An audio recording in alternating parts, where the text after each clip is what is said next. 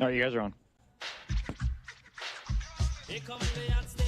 Welcome into Cody and Gold, 610 Sports Radio, 610sports.com, and the Odyssey app. Cody Tapp, Dusty Likens, Drew Nixon back in studio because Dusty and I are down at No Other Pub. No other. Ahead of the Big 12 tournament. Dusty pointing out there were already, and this is not a joke, 3 Iowa State fans, like looking around trying to figure out where they could get a drink. Oh, yeah. At 9:30 a.m. Their game is at 8:30 tonight.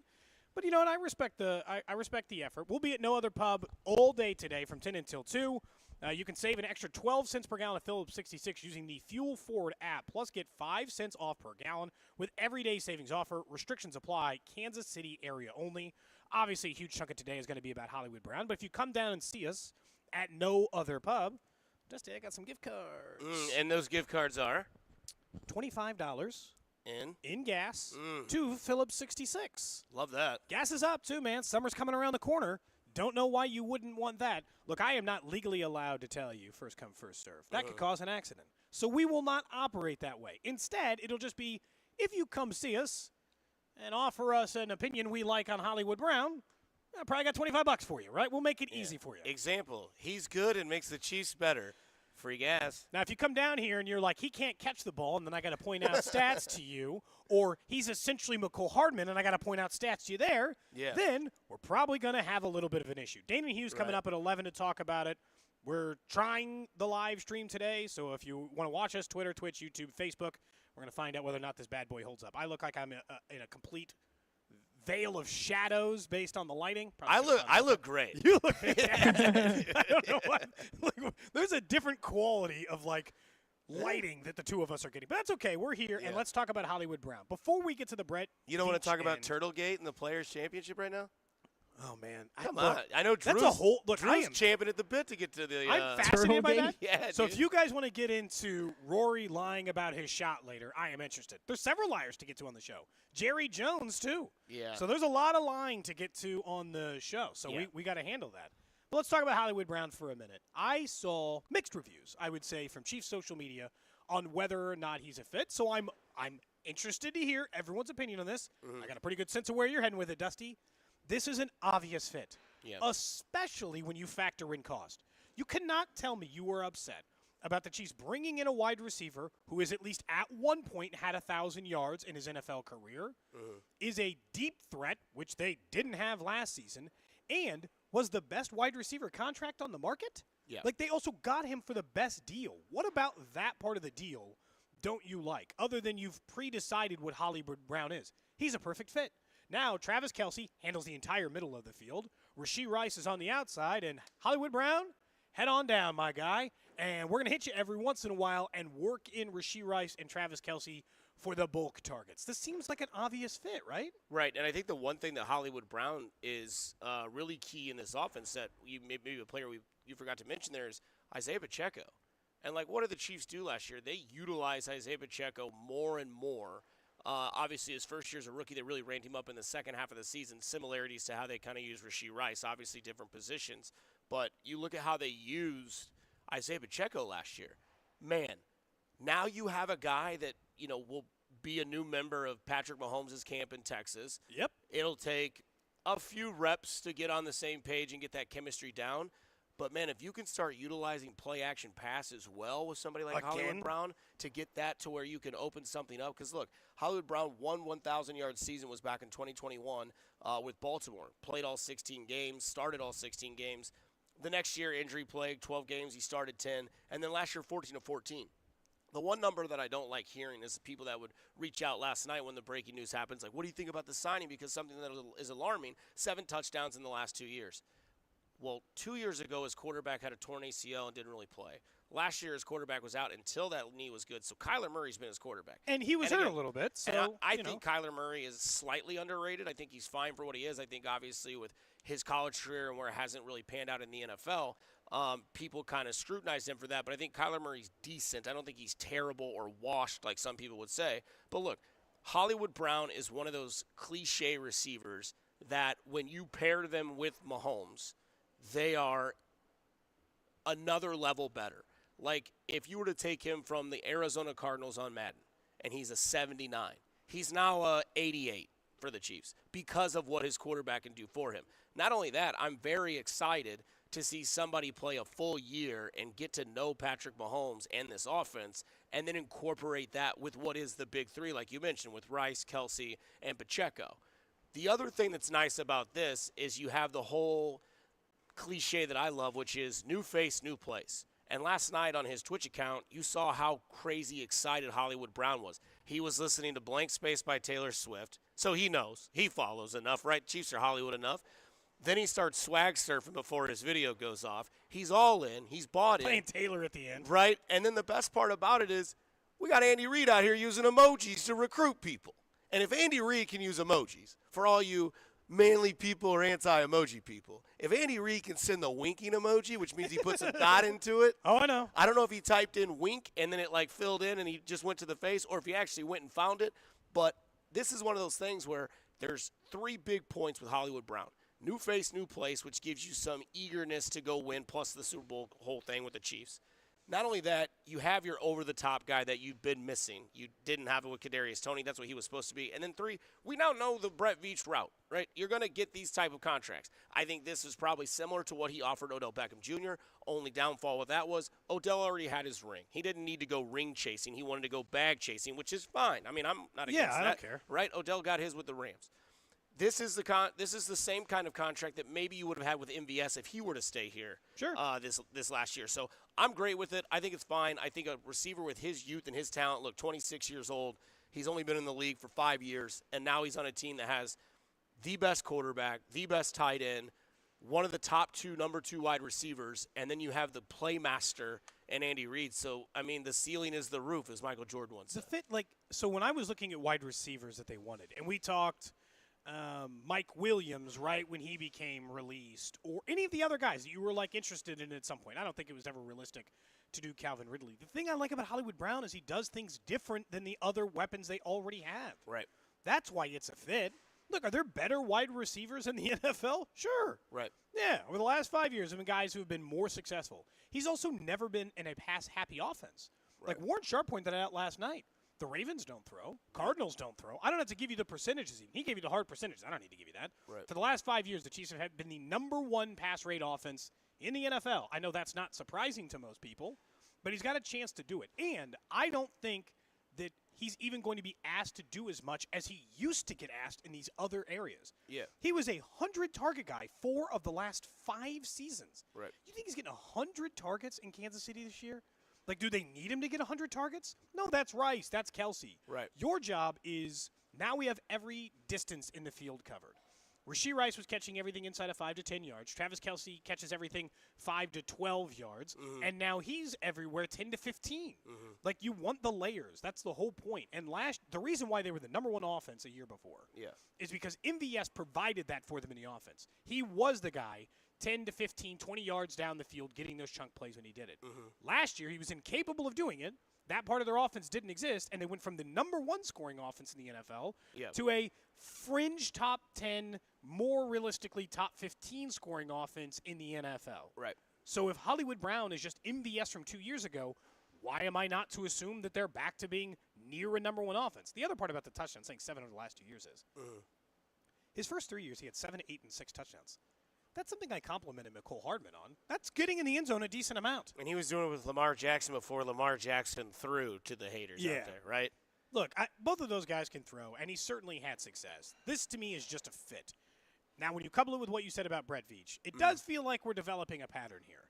I do think when I start figuring out Brett Veach, he kind of zigs where I thought he was going to zag. So I'll reserve a little bit of thought on that. But, look, he likes the idea of convincing one veteran wide receiver to come here for 1 year on a discounted deal and then go get paid elsewhere. And for now, that's fine. Now, I still think that probably means you need to, and we can talk about this more in a minute, be in the drafted wide receiver camp because it's just like left tackle. Eventually, you don't want to spot start a new wide receiver as your wide receiver 1 or 2, in this case 2, every single year. But Brad Beach has made it pretty clear. He's going to just go find the guy who needs to get paid, who's in his mid-20s. He's going to give him one who has some history of a 1 season of success. By the way, Mooney was in the same camp. Yeah. And then and then pay him 1 year and then move on. That's why I love the deal so much. Mooney was 3 for $39 million. Yeah. I think Mooney and Hollywood Brown are fairly comparable players. Both have a 1,000-yard season. Both have had not good quarterback play, mixed results across the board. And one guy got 3 years and $39 million. He's healthier. And the other guy got 1 for 11, 7 guaranteed, with $4 million if you do well. In which case, Right. you and I both know you're happy to pay the $4 million. Yeah, and the other thing about it, too, is that you have to, like you said, like we were talking about with Brett Veach, is that you've also got to find the guy that, like, is about it, right? Like, some guys will say, oh, yeah, I want to get a ring. I want to, solidify my legacy in the NFL and, like, all that sort of thing. If you get a ring with a good team at a young age, chances are you're probably going to be followed more. You're probably going to have a successful time if that team is good and that place is a good fit. And then if you do get your ring, there's almost like an unannounced agreement in the NFL. Yeah. That is, hey, you were a part Ring of you were a part of our championship run. Congratulations. That's everybody's goal that gets drafted in the NFL. I want to win the Super Bowl. If you asked 100 of the 100 draftees, there's obviously more than that, but if you're the first 100 draftees of the NFL and be like, hey, what's your number one goal in the NFL? I want to win a championship, right? Obviously, you're going to get paid if you make it to the league at some point, whether it's Sure. a lot or a little. And then after you've won your ring, it's almost like a hand shakes hand, and it's, all right, you know what? I'm going to go finish out my career and set myself up for the rest of my life. Hollywood Brown is 26 years old, 27 years old. 1-year deal. I'm going to go prove my worth because there's a text on the text line that kind of makes a little sense. Or is anybody concerned this is third team in 4 or 5 years, right? So maybe, but I just don't think it fit in Baltimore. I think they were going elsewhere, right? Yeah, And they then had other plans. and then you move from Baltimore to Arizona. Do not blame him for leaving Arizona. And- They're a dump of a franchise. Right, and Arizona is going to draft Marvin Harrison Jr. this year, I would assume. They're going to try to keep Don't it they going have with to? Kyler Have you Murray. seen their Right. number one wide receiver is Greg Dortch. Right, and they just traded one away in Rondell Moore to the Falcons, and then they just let one go to the Chiefs. So now they're ready to kind of bring in somebody new, start a new regime. I'm not worried about the whole different teams in different years for somebody like Hollywood Brown. But the thing is that this is the perfect type of player that in their youth, with this time in the league, with Patrick Mahomes, hey, this team wants to win a three-peat. That is the most eager team I know that's going to try to win a championship. I've got enough talent. All I got to do is get my chemistry down, and Brett Veach is setting me up for success to not only get a ring, but to put my talents and showcase them in the NFL. And then all of a sudden goes, all right, we could probably do something with Holly Brown because the Chiefs aren't going to give him a max contract. So you look at all that, and that factors in. Good fit, good person, new place, new face, and Brett Veach didn't have to break the bank to get it. Veach looks very smart in this, in my opinion. Yeah. Like, even if you aren't a big – like, even if you're not a big Hollywood Brown guy, can you not see the steal here? Right. Can you not just look at the rest of the wide receiver free agency market and be like, that's a lot cheaper than those other deals. That's for a lot less guaranteed years because they know the same thing everyone else knows. A lot of great wide receivers in the draft. Maybe I don't want to get hooked in long term. Yeah. Maybe I don't want to be on the hook for 2 or 3 years with Hollywood Brown based on the fact that he couldn't stay healthy for each of the last 2 seasons. And Right. instead, I get to just have a 1-year, $11 million deal, and then you could do the same thing at the end you did with Juju. Hey, did you stay healthy the whole year? Did we like you better than this? And if we don't, that's nice knowing you. You know what? Thanks for showing up, Hollywood. We appreciate the efforts. We're going to move on. Right. And if you like him, he's 27 years old, and you would still have the option and the easier option to retain him in-house. Because if everything goes smoothly and now he wants a check, you might be more willing to pay it. That's and look, the other part of that is like for Rasheed Rice all of a sudden is a 1,200-yard wide receiver. And I don't know if he's going to take that kind of jump. But if he did take that kind of jump, well, then you want the flexibility to be like, he's our one. Yeah. We'll figure out the rest later. We don't need to be paying other wide receivers on the free agency market. We're going to be paying that man in a year and a half. Right. So we'll just figure it out from there. I think Brett Veach looks very, very smart in this. And he now has opened himself up. Now that they have signed this person, he's not forced to do anything else in free agency or anything specific in the first or second round of the draft. We can talk more about what we want them to do, but like he's opened those things up. I think Brett Veach looks very smart in this. I also like it for Hollywood. Go get yourself paid. Play with Patrick Mahomes. Prove you can be in a high-flying passing offense. And go get yourself a check if it's not from Kansas City at the end of this year. It's a humbling process, and luckily the team that can kind of persuade people to join their franchise like a Veach or like an Andy Reid, or whether you're doing that in your office or or the elevator, you got to get these deals done and make them work perfectly for your team. And it just seems like maybe now, and I'm not trying to tell you that this is how you have to go through free agency in the future, but this is just, again, another one of those type of moves where it's not going to set first things first on fire. It's not going to let first take go on fire. You know, you're not going to have all these like big reports, but this is the type of move that Brett Veach will continue to do because of what, and it all goes back to Patrick Mahomes. Like, it's what you have at quarterback. You have the number one luxury in the land, right? Like, you have everything that you need at quarterback, and it's been proven because he's won 3 titles in his 6 years as a starter. So when you start your conversations with free agents like a Hollywood Brown, your first thing is, hey, man, do you want to play with Patrick Mahomes? Yeah, that'd be awesome. Okay, do you want a chance at a ring? Got a damn good chance to do that here. Now, you want a smaller deal. And here's the deal. I can't get you like a massive amount of money for a contract, but I can set you up for one. You look at the Chris Jones negotiations to kind of take a little bit of a subplot here. Chris Jones, the year before, I truly believe, Cody, that the negotiations between he and his camp last year with Brett Veach and the Chiefs was quite simple. Hey, we know the salary cap's going up next year. We'll give you a heavy incentive contract. Trust us. Yeah. I know you're afraid of injury, but if we can get you to next year and we can do what we need to do here, which we think we can win another ring, let's set you up for success, and then we'll pay you, and you can stay here. Just trust us. Obviously, agents are going to say, hey, man, you got to get your money now. You got to do this. We got to hold tight. And then eventually he saw the team play, missed out, came to an agreement, probably had a moment with his agent, said, you know what, let's just do this, and let's trust my GM who's always been that we've always trusted.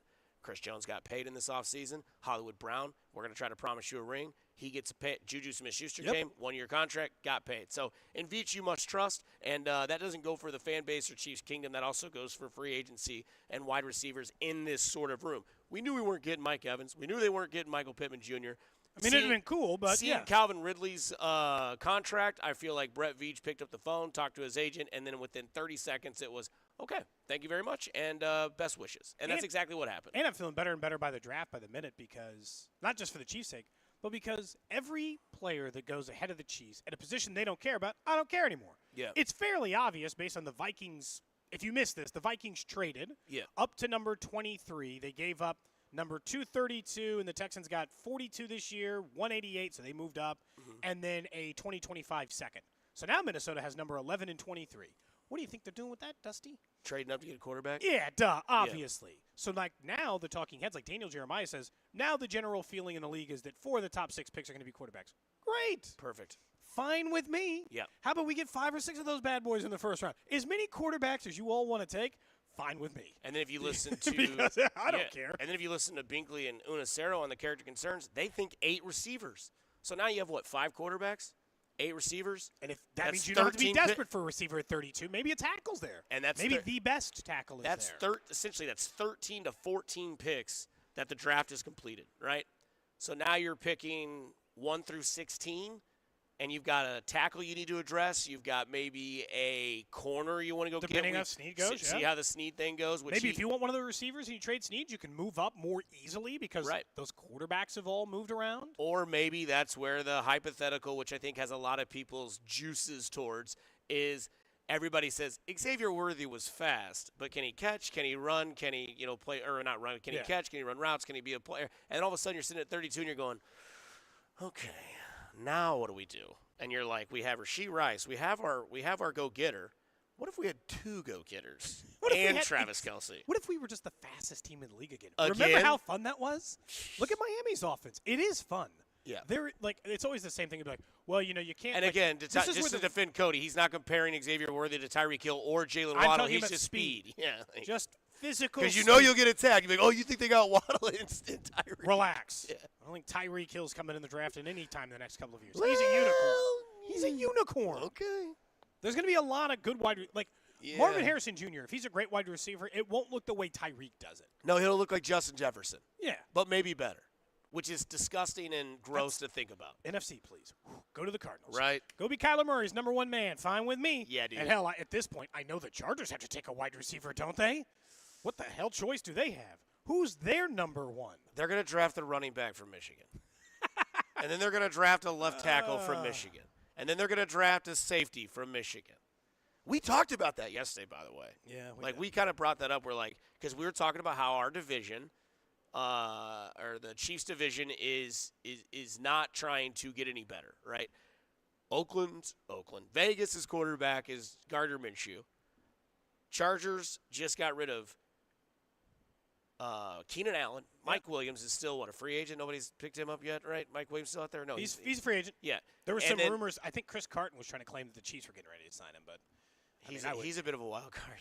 You think? Yeah, he's a piss baby Jets fan, so we let's pump the brakes there. And then he doesn't believe 90%. You got rid of your running back one, and what you did is you essentially did the opposite of what you should do for a franchise quarterback.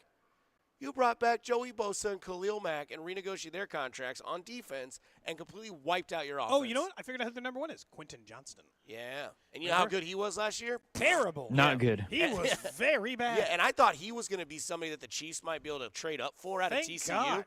Good miss. That's why Brett Veach is doing what he does, and I'm doing what I'm doing, being a loudmouth, hot-breathing, talking head. Yeah. And the other thing, too, is you have Joshua Palmer, Quentin Johnson. Your running back is Gus Edwards. You have a new offensive coordinator, new head coach, no wide receiver one, no wide receiver two, and you rebuilt a defense that has guys that are coming off injuries or aging. Chargers aren't serious. Broncos aren't serious. Raiders aren't serious. All right, another division title. What's that run make? to Kansas. How many does that make? 9. 9, sweet. 9 times. 9 times. 9. And then you do that. So go to Kansas. Go put $100 on DraftKings or FanDuel, whatever you use, on the Chiefs to win the AFC West, and then come down to No Other Pub and cheers to me for the future. And then you can say, thank you, Dusty. You just made me $350. I don't know what they are in the AFC West right now. Probably like plus 350, plus 250, somewhere around there. If they're plus money, bet it. Do it. I'll look it up during the break. I guarantee you they're plus like 250, plus 350. By the way, we are at No Other Pub. Normally we do Club 610 starting at 1. I didn't bring drinks for us to drink like I normally would. Let's start now. But, I mean, there is a bar. So, I mean, we can still honor Club 610 by going to the bar. You can't stop if you don't start. That's a great point. You know? Chiefs are minus 250 to win the division. Shoot. Minus 250 that to win had the to division. have changed. They were plus recently. money before last season. Yeah. They're starting to figure it out. The Chargers are plus 370, Vegas plus 1,000, Denver plus 1,700. Oh, my. Woo, they're not even giving those two teams a shot. What are they, Drew, what are they to win the AFC? To win the AFC, That's got to be plus the money. Kansas City Chiefs are plus 350. There's your money. There you go. There's your money. Plus 350. Because you're probably playing Baltimore or Houston. Yeah. And I'll take my chances. Houston right now to win the AFC is plus 1,100. What are they to win the South? Are they minus? They can't be minus. Chiefs have to be the only minus to win their division. Texans are plus 150 to win the division. Yeah. You can get plus money on them. I like Because that. nobody's got to be a minus in the North. The only minus, or there's two more minuses. Okay. San Francisco minus 220, and then Atlanta minus 110. Wow. That tells you how good the NFC South is. Yes, it does. I bet that. Well, that makes me want to just bet somebody else in the AFC South. Even What though are I think your- the Falcons are winning? I'm not trying to be a Richard, but what are your Bengals odds to win the North? Plus 170. I like that. The Ravens are plus 105. Okay. So it's between. Okay, so they're not putting them as like way different. The Bengals have the fourth best odds to win the AFC. By the way, behind, Russell Wilson behind is Buffalo and officially Baltimore. Pittsburgh Steelers of this morning. He sent out some video. I don't know. Yeah, what he was cheesing Probably it something weird. as he was signing the contract. He also went like. Did you also see the barbershop video? He's already started. Yeah. We are at March. We didn't get to St. Patty's Day, damn it, until Russell Wilson had to pull this you know what again. I'm at my barbershop with my guy. Pittsburgh, let's go. Hey, by the way, when you want to know when it's gone, like when it's just He really changed his hairstyle. that's what I was gonna say. When it is completely over for players when they go full buzz. Unless you're Kobe, when they go full buzz cut, you're like, it's over. Unless you're Kobe Bryant. When Kobe buzzed the head, the Mamba came out, which sounds really sexual, but you know what I mean by that. Like, yeah, there you go. He might be the one exception. Yeah, LeBron still has refused to let it go. No, he won't. Yeah, he's still trying, and it's the failing. headband got thick, and then now he's just combing skin up there. And then, yeah, Kobe, when he let it go. Jordan, he kind of had a fading hairline when he was starting, but then he let it go. Yeah, but he let it go in a different way. Like, Yeah. Russ still has the hair. He's just going like Full Metal Jacket. He's just like shaving it off to be like, now I'm a badass. You're like, you're not. Jelly donut, Private Pile. We know you're not. Are you allowed jelly donuts, Russell Wilson? No. Why? Because you are a disgusting fat body. Rest in peace, Arlie Earmy. By the way, we're at no other pub until 2 o'clock. The doors open at 11. If you come by, say what's up, I might have a Phillips gift card for you. I got a few $25 gift cards thanks to our friends over at Phillips 66. And don't forget, you can earn an extra 12 cents off per gallon at Phillips 66 for using their Fuel Forward app. Plus, get an extra 5 cents off per gallon with everyday savings offers. Restrictions apply. Kansas City area only. When we come back, we'll talk more about Hollywood Brown for the obvious reasons. But also, Jerome Tang had an all-timer in postgame. We got to talk about that next. Cody and Gold, brought to you by Heartland Clear. Men's Health, the leader in men's sexual health. Thousands of men have been successfully treated for low T, ED, and more, all with discretion and compassion. Make your appointment at heartlandmenshealth.com. There is a back-to-back Super Bowl champion, and it is the Kansas City Chiefs. On your official broadcast partner of the Chiefs, 610 Sports Radio. Hey, it's Rex here with RexBuysKC.com, your local KC home buyer. If you own a property in the Kansas City or surrounding area and want to sell it fast and at a fair price, write this number down, 816-330-6000. I'm a private real estate investor, not some hedge fund or large national chain. My family and I live right here in KC. I can pay cash and close on your timeline, even in as little as 3 days.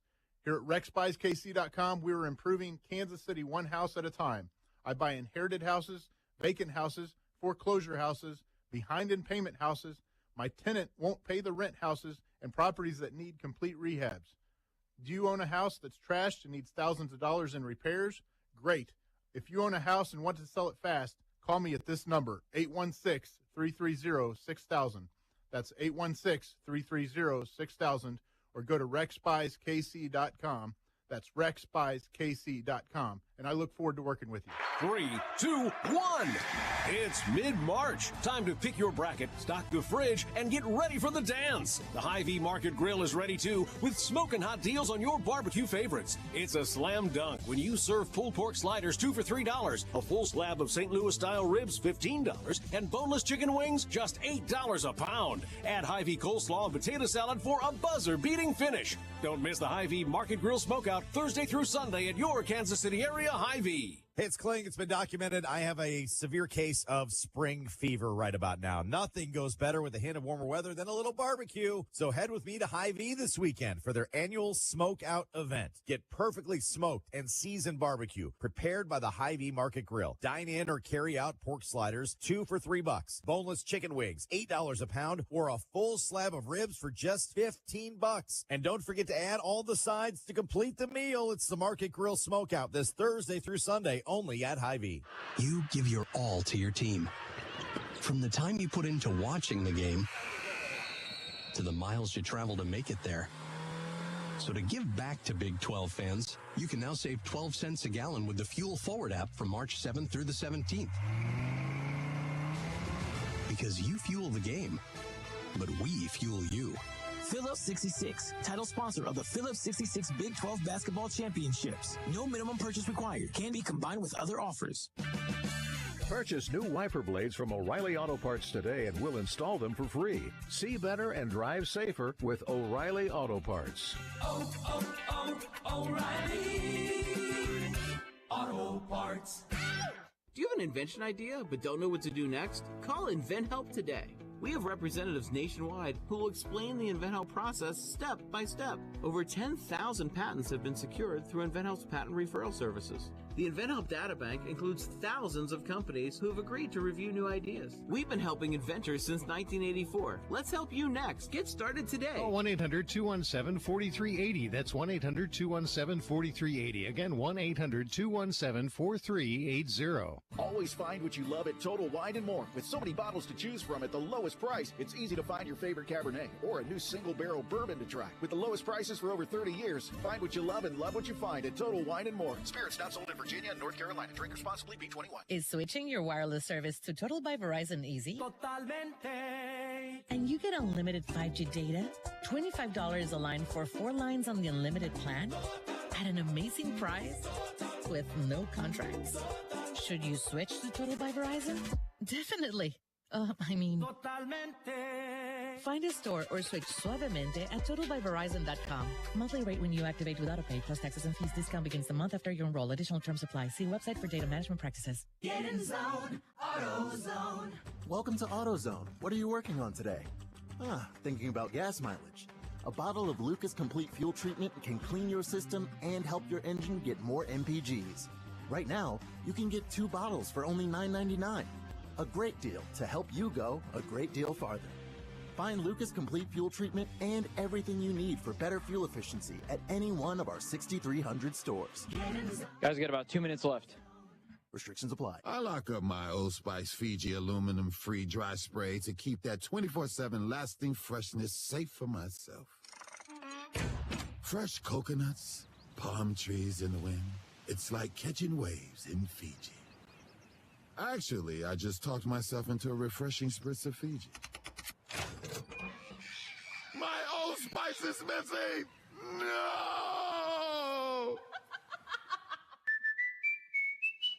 We all hear the radio ads about the IRS. They tell you to be afraid, to be scared, and they try to frighten you into calling. I'm not here to do that. Tax Relief Advocates is different. TRA is here to tell you that if you owe money to the IRS, whether it's $5,000, $50,000, or $500,000, we have a solution. It doesn't matter if you're sitting in your car, at work, or with your kids. No matter where you are, call now. 800-575-8157. Don't lose hope. TRA can eliminate or reduce what you owe to the IRS. There is zero risk to you. If we can't reduce your tax debt, then you pay nothing. Our passion is taxes and helping individuals fix their IRS problems. We have a 5-star rating on Google and Yelp and an A+ with the Better Business Bureau. You don't need to be afraid of the IRS any longer. End your tax nightmare today by visiting us online at TRA.com or call 800-575-8157. That's 800-575-8157. Tax Relief Advocates. Real solutions for real people. Hey everybody, I'm Mark Shanowski, along with one of the NBA's most popular analysts, Stacey King. We're inviting you to join us on the Gimme the Hot Sauce podcast. So join us every week here in the Hot Sauce Studios, where we'll be talking about basketball, football, MMA, entertainment, and unique viewpoints from a group of sports experts having a few brews. That's right. Listen up on the Odyssey app or wherever you get your podcast. The 610 Sports Radio phone line is brought to you by Onder Law Injury Lawyers. Visit getjim.com. Do you want to skip your car payment this month? I'm Jeff Davis, owner of Volkswagen Lease Summit. We're offering payment relief. Buy a new car at Volkswagen Lease Summit and get no payments for up to 6 months. Get payment relief today at Volkswagen Lease Summit. Visit VWLeaseSummit.com. Yes, Ron. Back in here on Cody and Gold, live from No Other Pub. We're going to be here until 2 o'clock, maybe a little after.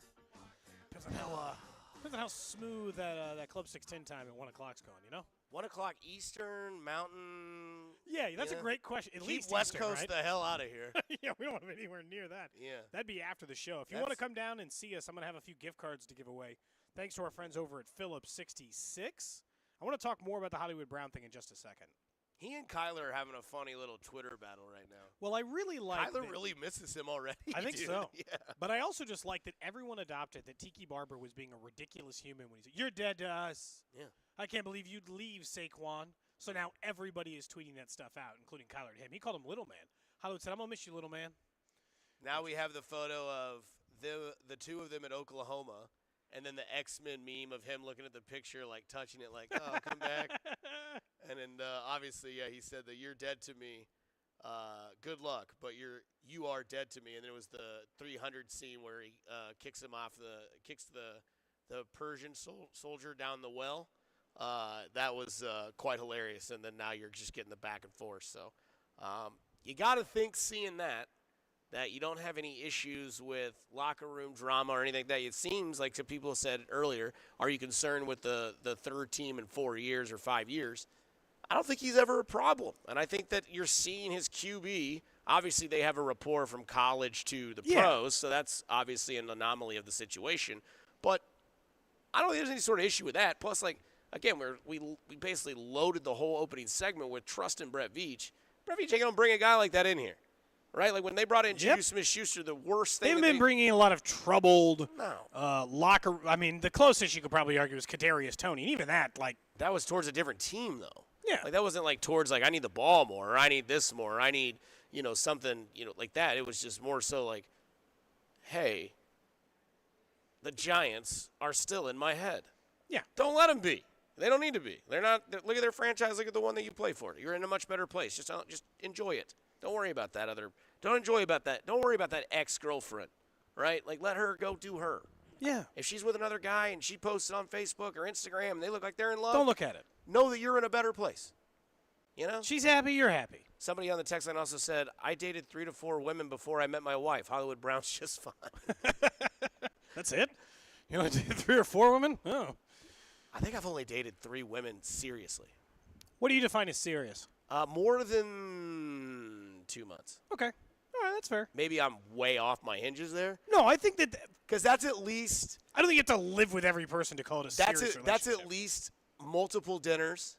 That's at least probably being at somebody's house, vice versa, 1 or 2 times. Maybe you met a sibling or a parent. And I feel like at least within 2 months you've gotten nasty once or twice. So you know the setup. That's just my opinion. Drew, what do you think? What's a serious relationship? Yeah, I was gonna say 3 months, but 2 I think is a good number. When did you know? Probably around that 2 or 3 month mark. Yeah. When did you know, Cody? I'm trying to remember now. Well, that's probably we've been together a really long time, dude. I'm not even kidding. We met at the American Royal when it was at Kemper Arena. My wife and I have been together for 20 years, Dusty. Damn, dude. 20. We got together when we were 19. She loved you before years old. She loved you before you became a radio star. Yeah. That's a real one. Yeah. I was doing courier work. See, I didn't even know about the radio I'm like stuff. the opposite. Women liked me more before I did radio. Oh. Now they hate me. Why? Because you talk about their relationships? No, dude.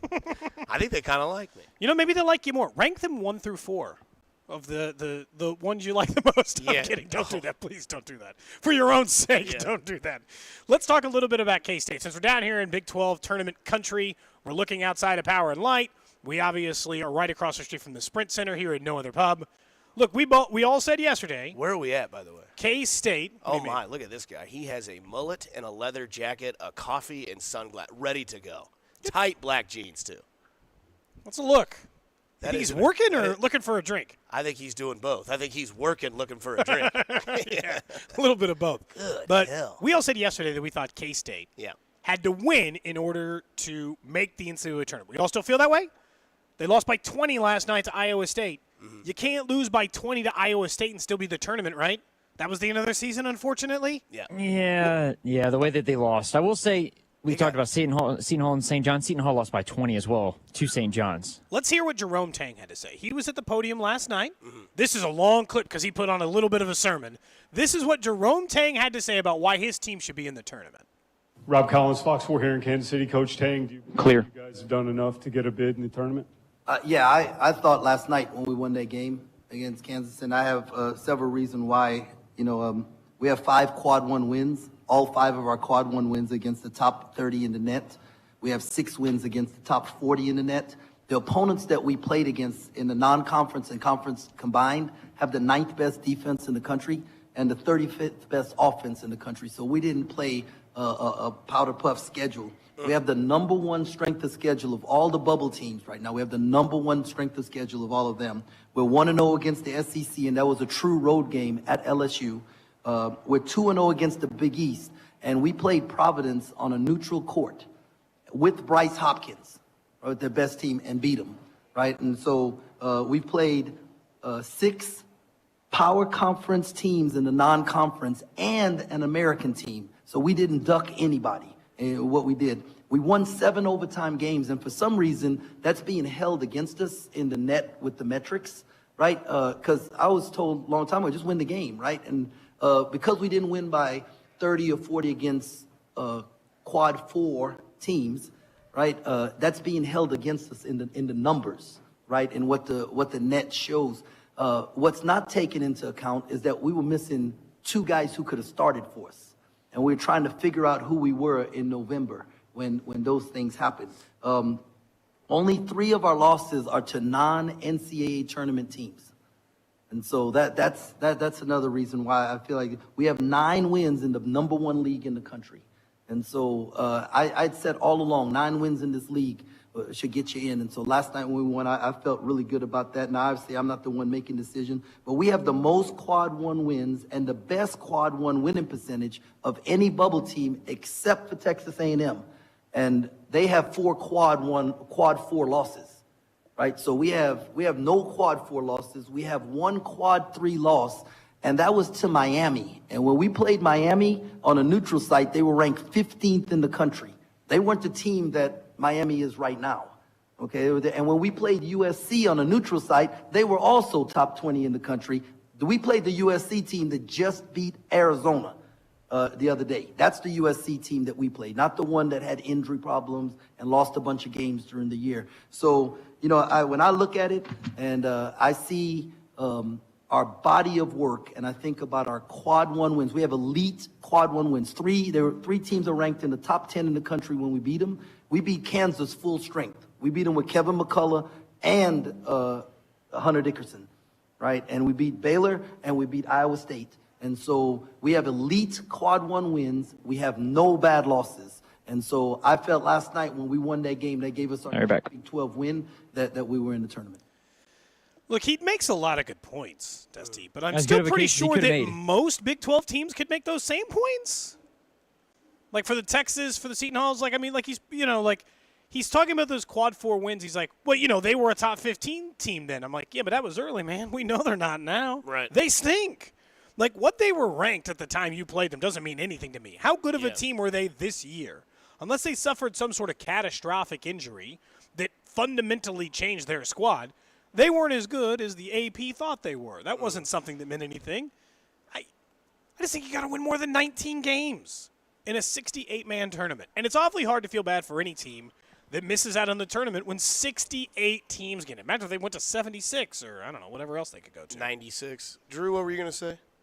Well, I think, he made as good of a case as you could possibly make. I think the interesting point is when you look at the bubble teams, they had the hardest strength of schedule. They had the highest winning percentage in terms of quad 1.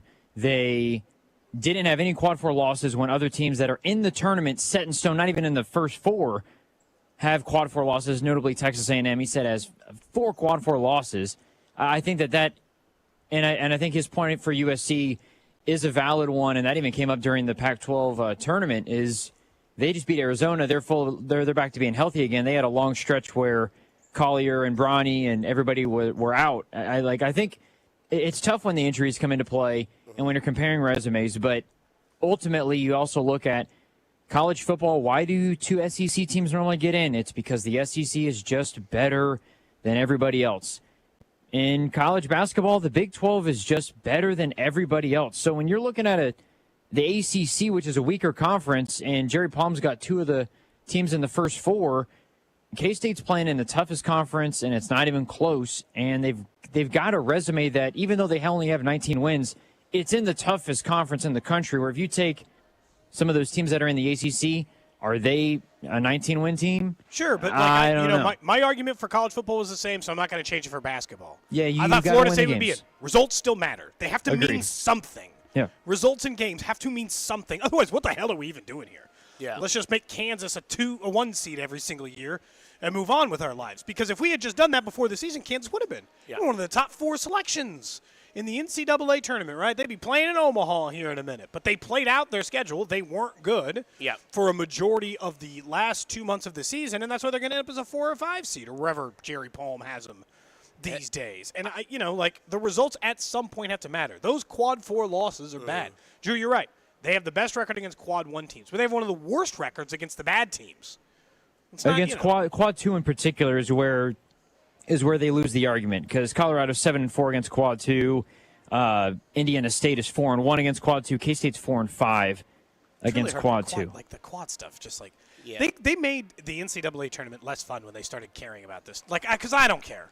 Like, do I want to pay attention to quad whatever? Like, I don't care. Quads, quad watch. It's like, the 2 things. It gets. Sorry, Dusty. It gets really. There's a lot of metrics, I think, that a lot of people turn their head to, and they just they just do what you say, Cody. Is look, you won 19 games, you're in the tougher conference, but you're on the bubble and you lost your conference tournament early on. I don't know if you should be in, and it's as simple as that for some people. Right. I think there's two things that I noticed here. One is, well, I guess three. Is it Hunter Dickinson or Dickerson? Dickinson. Okay, so he called him the wrong name. Yes, on, he did. On yeah. purpose. I don't know if he did it on purpose. Oh, the hell he didn't. They didn't shake hands the last time they played Yes, Kansas. they did, Dusty. He shook hands with everybody. He did the flyby. He definitely did the flyby. But then somebody showed a video of Self doing it last year, so it was pretty Either hard. way. It was pretty hard to make the argument. The second thing that I noticed is that he either had this prepared, knowing that there could have been a loss, or he's that smart and witty that he put that together in 5 minutes.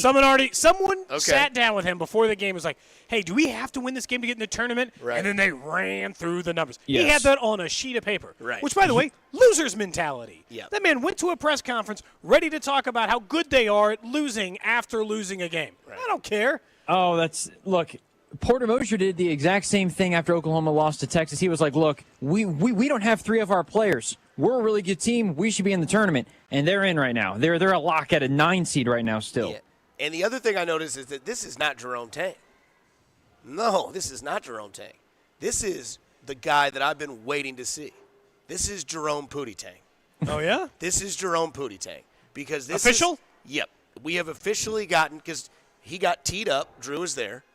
Jerome Tang got teed up. The attitude in the was first there. half, right? First half. Yeah, it was early. It was early. Then he goes to the press conference after the game, ready to roll. He took his belt off and was spanking asses. That's what he was doing. And the ass he came after was the Kansas Jayhawks. He brought them up 2 to 3 times.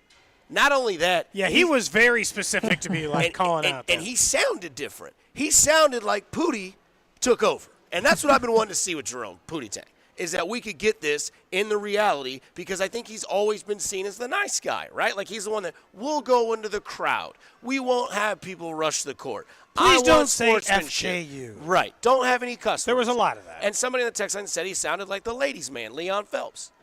There's a little bit of swagger in that voice that we wanted to see from Jerome Tang. So now you want him in the tournament. I think they're still in.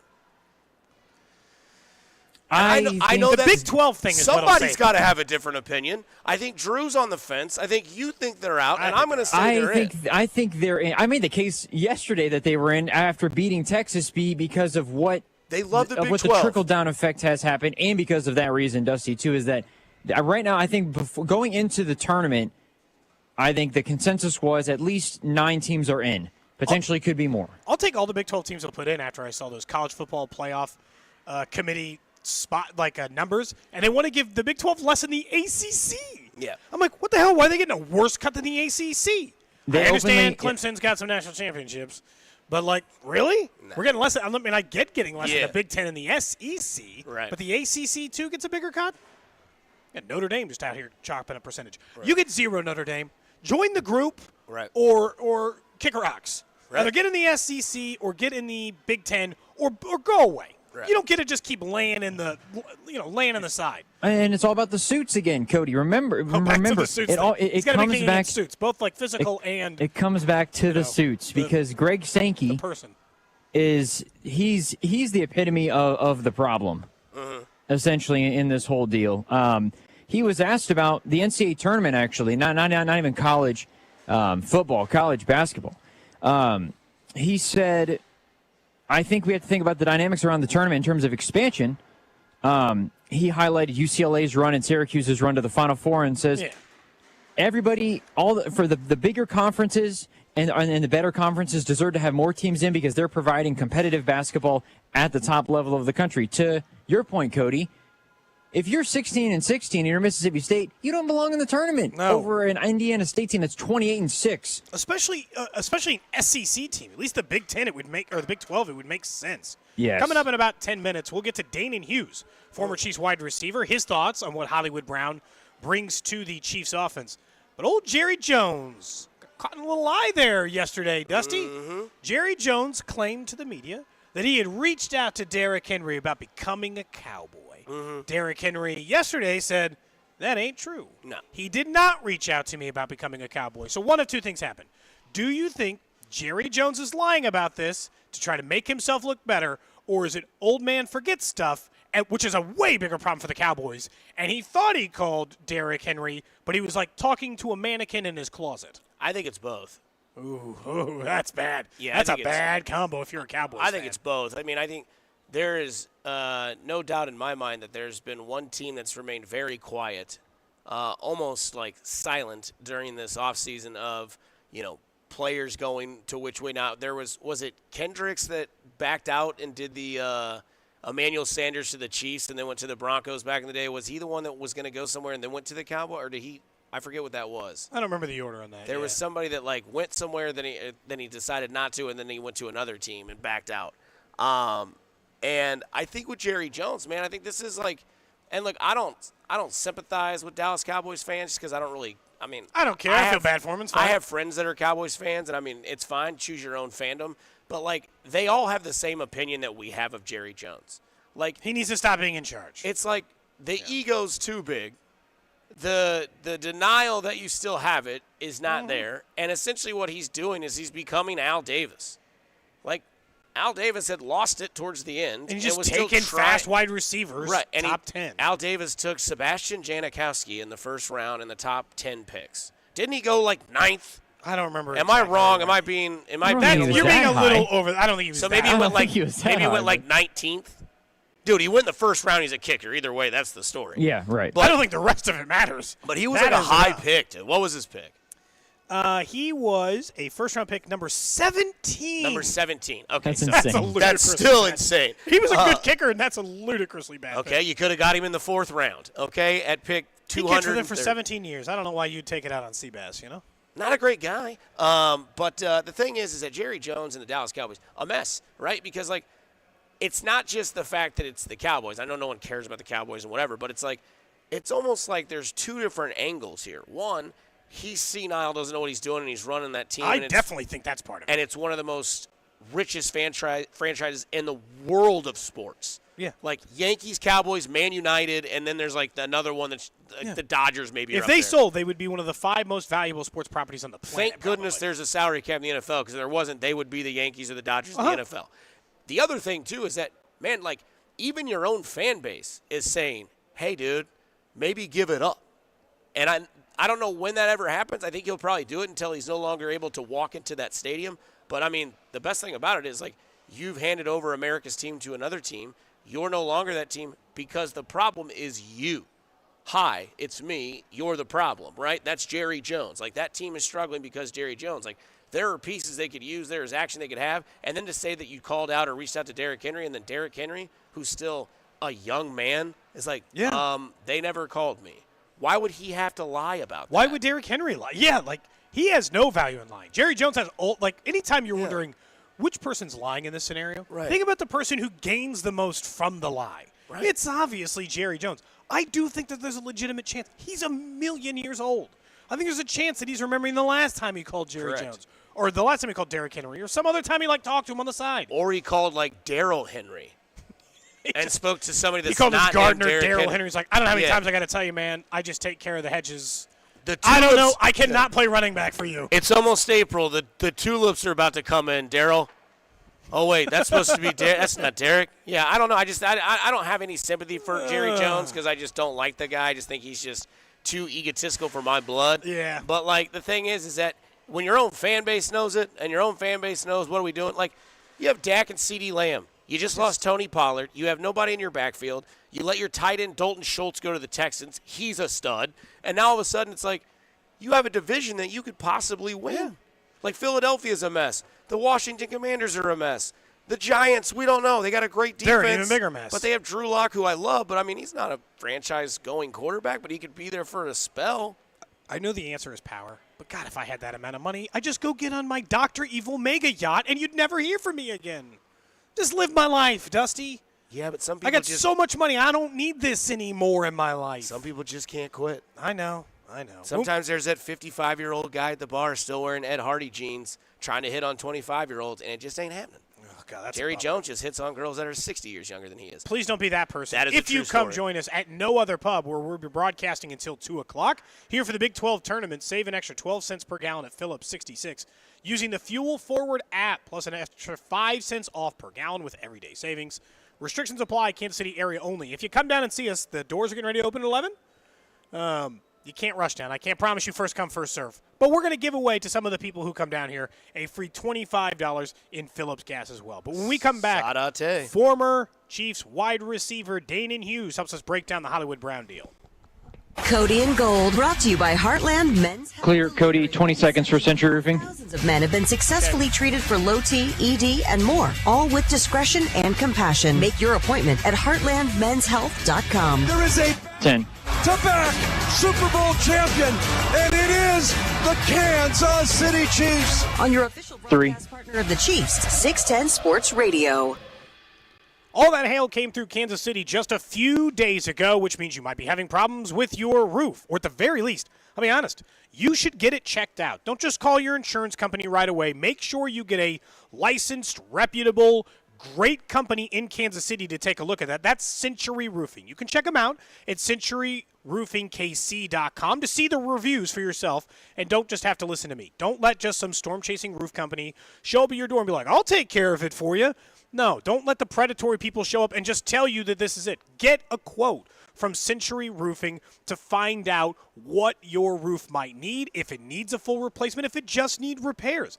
They've been a trusted company in the area for 33 years in Kansas City. 33 years, which means you know they're going to keep being in Kansas City and be there with a warranty they will stand behind and honor for years to come. So before somebody comes knocks on your door, before you try to put in that insurance claim yourself, work with my friends at Century Roofing to make sure you're good. They're currently offering a free impact-resistant upgrades on all roof replacement jobs, and they can make sure they take care of this for you. Voted the best roofing company in Johnson County 2 years in a row.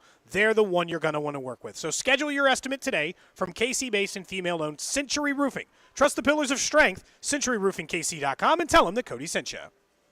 Okay, pull over, sit down, Clear. stop what you're doing because you're about to be blown away. I shopped Kohl's Friends and Family Sale, and wow, I saved 20% with my coupon on really great picks for spring, like a cute dress for just $23.99. Plus, I got my husband a polo for under $11, but that's not it. Then I saved 40% on Easter outfits for my kids and earned Kohl's cash.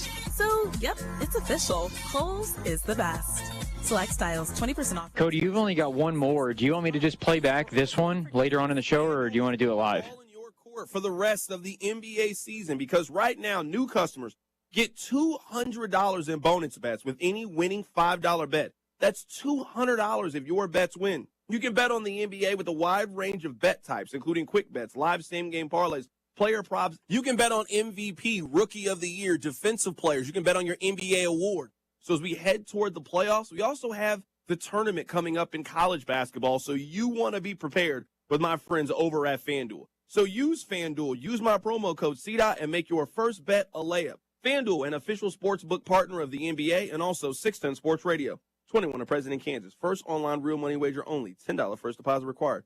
Bonus issued as non-withdrawable bonus bets that expire 7 days after receipt. See terms at sportsbook.fanduel.com. FanDuel is offering online sports wagering in Kansas under agreement with Kansas Star Casino, LLC. Gambling problem. Getting help is your best bet. Call 1-800-522-4700 or visit ksgamblinghelp.com. Hi, it's Trey Smith, and in order for our team to get a victory, we need honesty, teamwork, work ethic, humility, and the golden rule. That's why my truck is from the dealer that embodies all those values, Victory Chrysler Dodge Jeep Ram. And Victory Chrysler Dodge Jeep Ram also supports Giving Hope, whose sole purpose is to feed and clothe the needy in Wyandotte County and beyond. Giving back in the highest integrity, that's how Jeff and his team do business. For your next vehicle, visit or go to VictoryChryslerDodgeJeepRam.com. With the conference championships around the corner, now's the time to register for the Dose Million Bracket Challenge. Sign up now at TwinPeaksBracketChallenge.com. Then fill out your bracket before the tournament tips off on March 21st. Enter for the chance to win $2 million and more epic prizes, including a $50 gift card to the top brackets from every lodge. Don't miss out on your chance to win during the Dose Million Bracket Challenge. Twin Peaks. Eats, drinks, scenic views. Here's another Outdoor America fishing tip presented by Wholesale Batteries, the right battery the first time. Here's the host of Outdoor America, Tommy Bench. Hey folks, Tommy Bench here with your tip of the week. I think you can catch fish with a lot of different lures, but accuracy comes into play more so than a particular lure or color you choose that particular day. So what I like to do is I like to place a small saucer or a dog bowl or whatever your choice might be in the backyard, maybe pitch to it, keep it about 20 yards away. Practice casting into something the size of, we'll say, a coffee can, rather than something the size of a swimming pool. And, accuracy is going to ultimately make you more efficient on the water and catch more fish. So practice that, you're going to catch more fish, and that is my tip of the week. Outdoor America with Tommy Bench, heard every Saturday morning at 5 a.m. on 610 Sports Radio, presented by Wholesale Battery. You've heard it said, he's a diamond in the rough. Or maybe, diamonds are forever. Here's something else I've learned about diamonds. They're just pieces of coal put under pressure for a long, long, long time. So when I start feeling like I want to give up, I think about that little piece of coal. And if that piece of coal can make something of itself by not giving up, so can I. Persistence is in you. From PassItOn.com. At Target, our prices for Easter are so low, you can put all your eggs in one basket. Surprise them with Target exclusive Favorite Day treats, like our unique chocolate bunny and a cute basket, all from just $4. Add in some fun with a 6-pack of bubbles, 50-piece sidewalk chalk, and super soft stuffed animals, all from $5. And get great family picks with new Easter looks. It's easy with women's and girls' dresses for only $20 and under. Low prices on everything for Easter? Now that's Target. Are you a victim of the timeshare trap and think there's no way out? Well, Chuck McDowell, founder of Wesley Financial Group, has helped over 35,000 families out of financial hardship by getting them out of bad timeshares, and they may be able to help you too. If you were misled into signing a timeshare agreement that is a lifetime commitment, if you were told Danon's good to go. it's a great investment, or your maintenance fees will never go up, you need to get the facts about timeshare cancellation. For over 10 years, Wesley Financial Group has been dedicated to helping folks get out of a lifetime of debt by canceling their timeshares. So they created a timeshare exit information kit, which reveals how the timeshare industry works and what your options are for cancellation. Simply call Wesley right now and they will send you a timeshare exit information kit absolutely free. See how you can become timeshare free. Call 800-761-0000. That's 800-761-0000. Again, 800-761-0000. You're listening to 610 Sports Radio from the Mission Plumbing, Heating, and Cooling Studios. Hey, this is Trent McDuffie. 10. To the official broadcast partner of the Chiefs, 610 Sports Radio. KCSP Kansas City, WDAF HD2 Liberty, always live on the free Odyssey app. Back in here on Cody and Gold, live from no other pub. We'll be until 2 o'clock. To start talking weekend plans. I think that those start at about 1 o'clock here on the show, right? Mm-hmm. Uh-huh. Yeah. I might get a little after it tonight. Ooh, a little after. A little after. Somewhere in the middle, huh? Yeah, not way after it. Well, you have a little after. You have the players. It's going to be 62 degrees when I get home. I could pull the patio TV out, turn that on, have some suds. Chipping mat. Got a chipping mat. Got the bucket out there, ready to get the 58 degree down if I can. And then we'll just watch golf, and then we'll just slip sliding away, like Paul Simon once said. I hope the Chiefs don't make too many moves until we get back on the air on Monday, or if they do it sometime in the next few hours. But to talk about the one last night, Chiefs signing Hollywood Brown to a 1-year, $11 million deal, 7 of which will be guaranteed. Our former Chiefs wide receiver and our guy, Danon Hughes, stepping in. Danon, first and foremost, are you going to get after it a little bit tonight, you know? I don't know. There's a couple of events downtown, obviously, with the Big 12 tournament. I know there's an appearance that we have down at Guy Fieri's dive bar, so I'll pop through there. So yeah, it's a beautiful day out. It's the weekend. I don't have to do any college baseball yet, not until for another 2 weeks. So I got a little break, so I might be out there. Maybe, just maybe. What do you think about the initial fit? Before we talk about the money itself, Danon, what do you think about what Hollywood does inside this offense? Because Dusty and I both think it makes sense just from a way they line up and the need for a deep threat. Absolutely. I mean, first, I don't get caught up in the money. I'm one of those guys. I don't believe in the salary cap. I believe the salary cap is smoke and mirrors. So I know it takes up a lot of real estate in people's minds and on television when you're talking about such and such team is under the salary cap or over the salary cap, and they got to make these decisions. I haven't seen a team not be able to make decisions. It seems like a lot of them were already preset, even back to times when they signed guys. Like you kind of had to figure outside of Pro Bowl type of season, MVS was only going to be here for 2 of his 3 years. You just kind of knew that just by the way the business goes. So that departure or that cut wasn't too surprising to me, regardless of what we saw on the field or the deficiencies that were this last year. I feel like Marquise Brown is an upgrade. If you're talking about a one-for-one swap where MVS came in here, 3-year, $30 million deal, thought he was going to be able to stretch the field, be that constant deep threat to relieve some of the stress and double coverage and triple coverage of guys like Travis Kelce, to open up, obviously an opportunity to have another deep threat after Tyreek Hill left. And it just didn't come to fruition in great fashion. Now, to his credit, he stepped up in the playoffs.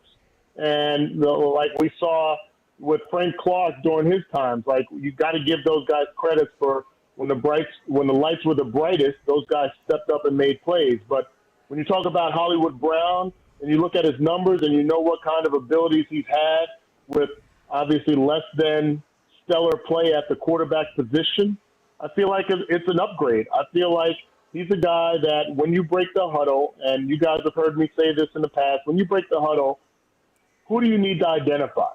Like, who does the defense need to point to and say, okay, we're rotating out press coverage, or we're rotating out double coverage to that side, or we'll watch out for this deep threat, et cetera. And we had that with Tyreek Hill, and now we have that with Marquise Brown. And anytime you can continue to give weapons to Patrick Mahomes, I think it's a good thing. Dana, I know you grew up in a different era of football, but I thought it was kind of, I don't know, cool or very fly the way that Andy Reid kind of slid into that text message. Like, from a player's perspective, how much does that kind of show you a way that, like, here's Andy Reid, he's in his late 60s, sending me a text message at 2:51 in the afternoon, and it's not only a text message, but it's very clever for somebody that might, and we know Andy Reid's clever, we've seen the commercials, we've seen all the humorous bits, but, like, how far does that go for somebody like a Hollywood Brown who's like, dude, I got, like, my grandpa out here sending me a text with an emoji on it that's winking at me. Like, that's kind of like game sees game, right? Oh, absolutely. I mean, if you had to match that up against Bill Belichick, I mean, right, which text would you be more impressed with? So, yeah, I think Andy Reid knows the culture. He knows the times that he's in. And let's face it also, especially with social media, these players are connected to other players. Mm-hmm. And they hear things. Oh, and you can hear all day long, man, this Andy Reid coach, there's nobody like him. And he's cool, and he's a player's coach and all that. But until you get to experience it, whether it's at a Pro Bowl where Andy's coaching, whether it's on vacation, whether it's coming in for a free agent visit, you don't really recognize the game that he has and how you can find yourself and feel yourself in that circumstance and in that position. And then you look at the X's and O's on the field as far as what he does in distributing the football and giving guys opportunities to make plays. So I have to believe that Hollywood Brown definitely got a kick out of that and realize, you know what, this is a dude. Like, when it's all said and done, this is a dude I can play for and play with. At least he's speaking my language. At least he understands the culture, and I'm down for that. Dana, if you look at what the Chiefs' next move would be at wide receiver, are you fine with just holding out to the draft? Because right now it would appear Rashee Rice and Travis Kelce, 1-1, then Hollywood Brown, the third option there. Fourth option would be either drafted wide receiver, or if they hold on to Sky Moore, or if Justin Watson needs to fill that role again. Are you fine with the setup as it is, as in, let's just do this and then go find a wide receiver in the first or the second or third round this year? You know what, guys? I have been a guy that has subscribed 100% to In Brett Veach We Trust. So I feel like if this is what Veach has decided is good enough, right now as far as free agency, then I'm going to trust them. But I would like to see somebody in the draft. If they went after another receiver in free agency on a bargain basement type of deal with a lot of incentives, and then maybe push them to draft somebody later in the draft, I'm cool with that. If you remember, when we got rid of Tyreek Hill, we brought Juju and MVS in. 2 guys, plus we drafted Sky Moore. So to me, it's not out of the realm of possibility that there will be at least one more transaction that involves a receiver that could make an impact on this team. But if they stay pat, then I'm good with it. I understand there's going to be some June 1st cuts. There's going to be some training camp cuts. There's always surprises. And I'm just going to trust Brett and Andy at this point. The fact that we've been able to win 3 Super Bowls and had the success we've had over the last 6 years, like we as the Chiefs Kingdom, we gotta, if we're gonna talk the talk, we gotta walk the walk in regards to how we trust this organization. Danny, we really appreciate the time as always. Thanks so much, and we'll catch up again at some point this offseason. And get after it tonight. You know, I'm giving you permission. You got a golf round this week? You have a golf round weekend this week planned? I might tomorrow. I don't know what the weather looks like, but I might have to squeeze one out. The weather looks halfway I think it's decent sunny and over in the next week. 60s, Danny, and you're good. Yep, I'm good. And I might add that to the calendar. Who knows? There you go, Daddy. Thanks, Dane, and we appreciate it. All right, son. While we were wrapping up there with Dane and Hughes, a little breaking news. The Chiefs now have the best defensive tackle in football. In the NFL. Well, they did anyway, but now it's official because Adam Schefter and others reporting that Aaron Donald is retiring from the NFL. And gone. He says, cheers to what's next, extending a big thank you to the Rams and all the fans for your support over the last 10 years. And then he wrote, I'm not reading all that. It's way too long. It's one of the typical, For 10 years, I've been fortunate enough to play this game. Do you think if you were posting your retirement photo, you'd be shirtless? If I was Aaron Donald, absolutely. I wouldn't wear a shirt if I was Aaron Donald. Ever. Just like never even be in a shirt. If I had a wife, I would want her to look the other way anytime he's on television. Yeah. There is sin written all over that man's body. Yeah, that's fair. Look, I get it, but Aaron Donald is retiring from the NFL. That's a big deal, partially because we can relate it back to the Chris Jones thing. Chris Jones was a year younger when Aaron Donald got his contract, but only a year younger. Yeah. Aaron Donald's contract was okay. It was 90. It was like what 100 and it was like 120. Yeah. And he got I think he got like a 90. I think he got like 93, 90 guaranteed, something like that. But he's retiring at 32 years old. That's a tough. That would position, imply man. that Chris Jones would play out this contract and then just be done. You would think so. Play out the 3 years and then just retire. Is that what you're thinking Chris Jones' career is? I mean, Aaron Donald did the he did the cliche perfect career. He was an All-Pro. He was a dominant player. He was a top 100 player in the NFL 75 or the NFL's history. He was defensive rookie of the year and he was defensive rookie of the year and he was defensive player of the year 3 times. Yeah. First ballot Hall of Famer. Oh, I mean, yeah, there's no doubt about that. But 32 years old, I thought he still had some juice. Played in 16 games last year with 8 sacks. I think he still had juice because he's been contemplating it for years. It seems for 2 or 3 years now. Yeah, he wanted the ring and he got it and played another one, but I think it was coming. I thought he was going to retire as soon as they won the whole thing. He also retired as the best to ever do it at that position. Yeah, he's going to go down as one of the he's not going to just go down as a great player in his era. Because when people list off the 20 greatest defensive players in NFL history, not only they're going maybe 10, but they're going to mention Aaron Donald as one of the single greatest defensive players in the league's history. Because what? It's probably at that position is him and then Warren Sapp. Yeah. I mean, I'm just talking all defensive players. I'm sure isn't he on the list? He's a 3-time defensive player of the year. Well, the NFL did their top, 75 or top 100 players. Where was he in that? I don't know, but he was in the top 100 of all time. Yeah. So I mean, he's definitely one of the best defensive players of all time. Like he's a special talent. Like Drew had said, he'd been contemplating retirement. They went on their run last year. He almost got there, and then, and now with this being said, there is no argument. Chris Jones is the best defensive tackle in the NFL. It's also why you pay a guy like Chris Jones, and then hope maybe he really does get to be a lifer as a Chief. You don't see that in the NFL very often. Yeah. Maybe Chris Jones does get to just ride out the 3 years of this 5-year deal. Yep. Be 32 years old and be like, well, got his 95, got his 4 titles, got all the money in the world, gonna go to the Hall of Fame. This is Aaron Donald's 10-year career. He started off in 2014. He was Defensive Rookie of the Year and a Pro Bowler.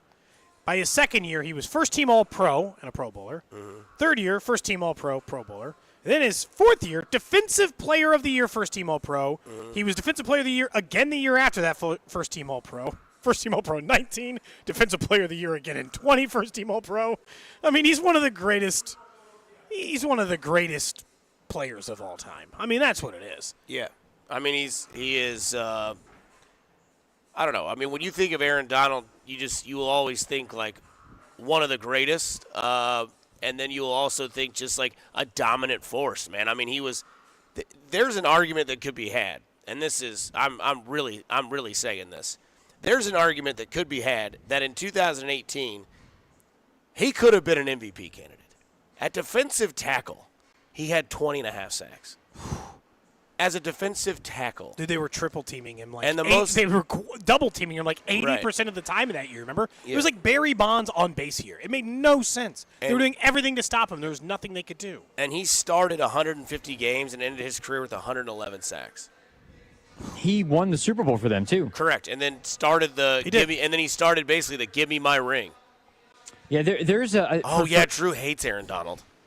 I can't stand Aaron Donald. Wait, why do you hate Aaron Donald? He sacked Burrow to seal the game, dude. Players beat you sometimes, you know? No, it's not even that I can't stand him. It's just that he's so good. It is a respectful It's a respectful hate. Like, I hate how good you are and how big of a pain in the ass it is for my team. Anytime, imagine how the NFC feels. Anytime. I think that Chris Jones has this. There's a degree to this with Chris Jones, but anytime you go into a game and you're like, damn, we got to play this guy again. Yep. He really, that's... We hear that all the time, Drew. You just have to know that... Teams say that about Chris Jones. People feel that way about Patrick Mahomes. Yep. People feel that way about Aaron Donald, where if you almost get a reminder where, all right, let's see who's next. And then you see the Rams beat whoever, and you're like, I really did not want to have to face Aaron Donald. I mean, that just shows you how good...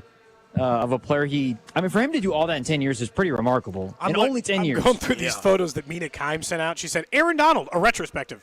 This one is of triple teamed. Hold on. This one's of the Seahawks quadruple teaming him in a blocking effort, and then 4 Baltimore Ravens on him at the same time. It doesn't even look like he's losing in this scenario. Yeah, he's just what a massive of a man. 24 career forced fumbles. How many career sacks? Career sacks 111 and 150 games. And in 150 games started, he played a total of 154, and he had 111 sacks, and he had 176 tackles for losses. I know they do it so you're not prisoner of the moment. Yeah. But a waiting period for him for the Hall of Fame is stupid. Yeah, just there ain't no way he's not going in. Just put him in tomorrow. He can go do his speech in Canton this afternoon. It doesn't matter. Somebody says they'd put Reggie White in that count. Wasn't Reggie White a defensive end, though? Yeah. Yeah, so he wasn't a That makes it a little bit different, I think. The sack numbers make it a little bit different. I'm saying he wasn't a tackle. I'm talking about he's the best defensive tackle of all time. Of all time. Yeah. And then it's probably Warren Sapp. And guess what? Somebody that plays in Kansas City that wears number 95 puts up a couple good years to finish his career. Gets a few more rings. We're talking top 5 defensive tackle on Chris Jones. Yeah, that $95 million sounds a little bit easier said than done. I mean, you know what I mean? That's why you pay guys like this. Talk about one of the few teams in the NFL right now that needs to just tear it up and restart. The Rams. I mean, they got nice receivers. Puka Nakua's fun.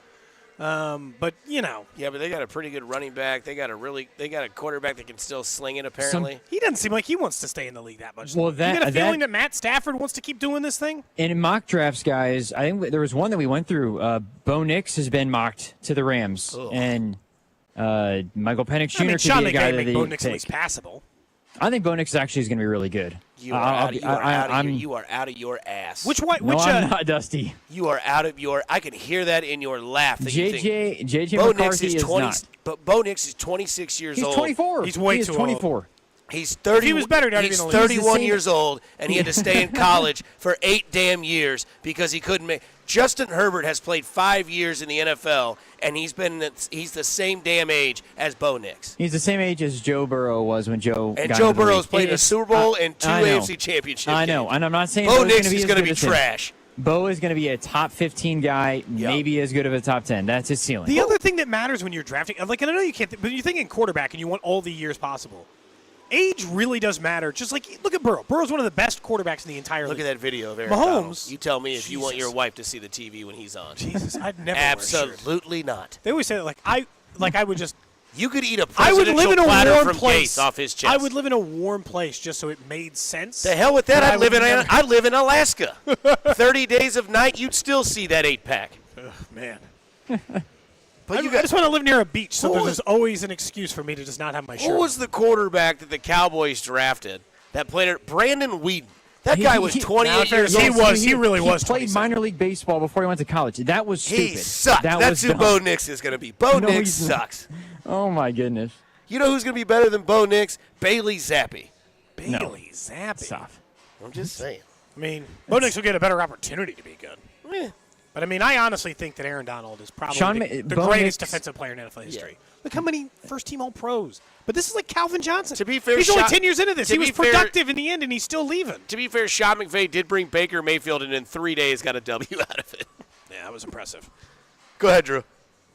Oh, no, I didn't have anything else to say. I thought you were saying Sean McVay something. Well, Sean McVay would get Bo Nix to be a good – Bo Nix's his ceiling is Kirk Cousins' career. That's what it is. Yeah. Really good quarterback, solid, never inside the top 5, never inside the top 8. So the last 3 years for Aaron Donald, 30, 31, and 32. 12.5 sacks, 5. And he was injured a lot He was injured that 5-sack season. He only played 11 games. Last year he played 16, but he was hurt. He had 6 double-digit sack seasons, guys. And almost had 7. What's Jones got? Probably 4? Chris Jones has, I think he's got 3. Sack seasons, he has 3. 75.5 sacks for Chris Jones in 123 games. Jeez. So if Chris Jones averages 10 sacks a season over the next 3 seasons, he'll still be he'll have 106. He'll be right in the Aaron Donald conversation. He'll be there if he has. Like it's not. And look, he doesn't have as many defensive first team All Pros. Well, that's because Aaron Donald existed for a while. Look, Chris Jones, in the mind of the people, will probably never pass Aaron Donald as the greatest defensive player of this generation. But he can be the second greatest player in that position. Yeah. I mean, because he is that level of dominance. It's just that run that Aaron Donald went through where he had double-digit sack season 1, 2, 3, 4, 5, 6 out of 7 seasons, and he was all-pro first team all 7 of those seasons and won Defensive Player of the Year 3. That's a level of dominance we will not see on defense for a long time again. TJ Watt's probably the closest of going through that, and you've got to remember what it takes to go through that kind of run. 2 text messages that are directed towards me that I don't quite understand. Dusty, what's stopping you from looking like Aaron Donald? Start working out, and you'll get there. You just have to stick to it. It'll take you a really long time. What's stopping me is genetics. I've seen my grandfathers, my father, and I don't think that I have that. I think I can get to a point where I'm have a six-pack. I'm comfortable at this point to take my shirt off in my life, but I'm not going to look like Aaron Donald. The guy looks like a Greek god. And not only that, then somebody says, Dusty, are you high? Not yet. Kirk Cousins was the second quarterback Washington drafted that year, and look at him. Bo Nix in the right offense could be electric. I think Kirk Cousins is a little bit better than Bo Nix. I think that's fair to say. Right now he is. Well, and I think coming out of college he was probably a little bit better. He was good at Michigan State. And he actually only played there for 4 years. Bo Nix has been in college for 9. Bo Nix threw 45 touchdowns and 3 picks last year. Kirk Cousins never did that. But I could point to like a major Applewhite year. Yeah, but the thing about Bo Nix is it's so frustrating that I don't understand. Like, why would if Bo Nix was so good, why has he been in college for so long? He played college. He played in 7 college years. for no, it was not 7 years. He was at Auburn for 3 and he was at Oregon for 3. So he played in college for 6 years. He was at Oregon for 2. He played 5. He played as many years in college as Joe Burrow did. Joe Burrow played 5 years of college football. That's also too long. The reason Joe Burrow played that long is because they passed. Because in Ohio State they were dumb and they let him not play. Correct. And then he went to LSU and he was like, you know what? There's Jamar Chase, Randy Moss's son, Justin Jefferson, and Clyde Edwards-Helaire. I'll probably run a national championship. He had the single greatest college team of all time. Bo is not as bad. Bo is not going to be as bad as J.J. McCarthy is, and I stand on it. Okay. He's not going to be as bad because the thing with Penix, I think Penix could go in the first round, but he's had injury history like crazy over his college career. He's also been in college for a while. That's why he's not going round 1. I mean, maybe the Rams take him round 2. I don't know, but the Rams have a good enough team where maybe they do what they can this year and then they try to do something next year because they're still trying to recover fully from giving up all those picks to go and win that Super Bowl that they had. I just don't think with college players you can never cite their college stats is the reason why they should be drafted. Because college stats get out of control. Bo's better than his stats, though, I think, from the standpoint of of playmaking ability, running ability. He makes the throws that you look at it on a consistent basis and say, yeah, this guy's a pretty good NFL quarterback. Yeah, this guy's an NFL quarterback. Like, I wanted to go look it up. Like, Colt Brennan from Hawaii had 58 passing touchdowns one year. Yeah, that's tough. 5,500 years. 5,500 yards. No one cares. When you're playing against the WAC. Yeah. No one cares. Fresno State and you have 8 touchdowns. It's tough Cliff to Kingsbury get was behind. a stud. Joey Harrington was a stud. That's who Bo Nix is, Drew. Bo Nix is Joey Harrington. Whew. Won't stay in the league long that way. And Joey Harrington. I look forward to 6 years down the line, Dusty, to have this conversation again. Mark it in the system so that we know. And look, I trust Drew. Like I really do, because he's more of a college guru I than buy any Bo of us. Nix more than I buy J.J. McCarthy. That's fair.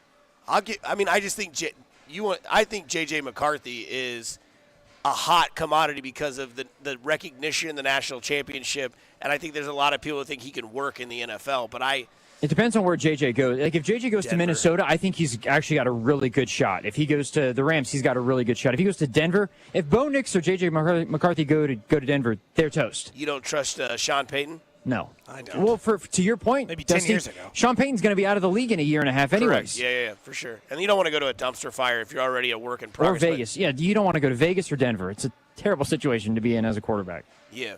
We're live from No Other Pub. We're doing our show until 2 o'clock from here, thanks to the Big 12 tournament. And our friends over at Phillips 66, you can save an extra 12 cents per gallon at Phillips 66 for using the Fuel Forward app, plus get an extra 5 cents off per gallon with everyday savings to offer. Restrictions apply. Kansas City area only. The bar's open. You can come by, come get a drink. I got a couple of $25 Phillips gift cards to give away. I want a so gin come and by, tonic. say hi. Let's do a gin and tonic. I do like a good gin and tonic when it's Have you tried a vodka or a tequila and tonic? I have. Also very So good. you have to use a good tonic and a good tequila, which I know that sounds bougie as hell. But I'm telling you, you do a little tequila, tonic, squeeze of a lime, let it sweat for about 5 minutes. Oh, mother I'm mercy. 39 years old. I'm not afraid of being bougie with my drinking anymore. Man, I don't have to kill a 30 rack of Busch Light. I'll just drink like 3 nice cocktails. What's wrong with I'm not Busch saying Light? I won't. I'm just okay. saying I don't care about drinking a nice cocktail and going that route either. Drew, what's your beer of choice? I'm doesn't not a drink beer beer. He likes person. I cider. am a cider person. So if Cider. I have to get a cider, I've gotten into No one has ever said that sentence before. I'm a cider person. That's not a thing. I'm a sweet alcoholic drinker. I am not a beer person. I can't stand beer. Don't like IPAs. He wants a cork. He wants a cider. He wants something fruity. To each their own. Yeah, you know what? I will say this: you give me a Mike's Hard Lemonade, I can run through many of those.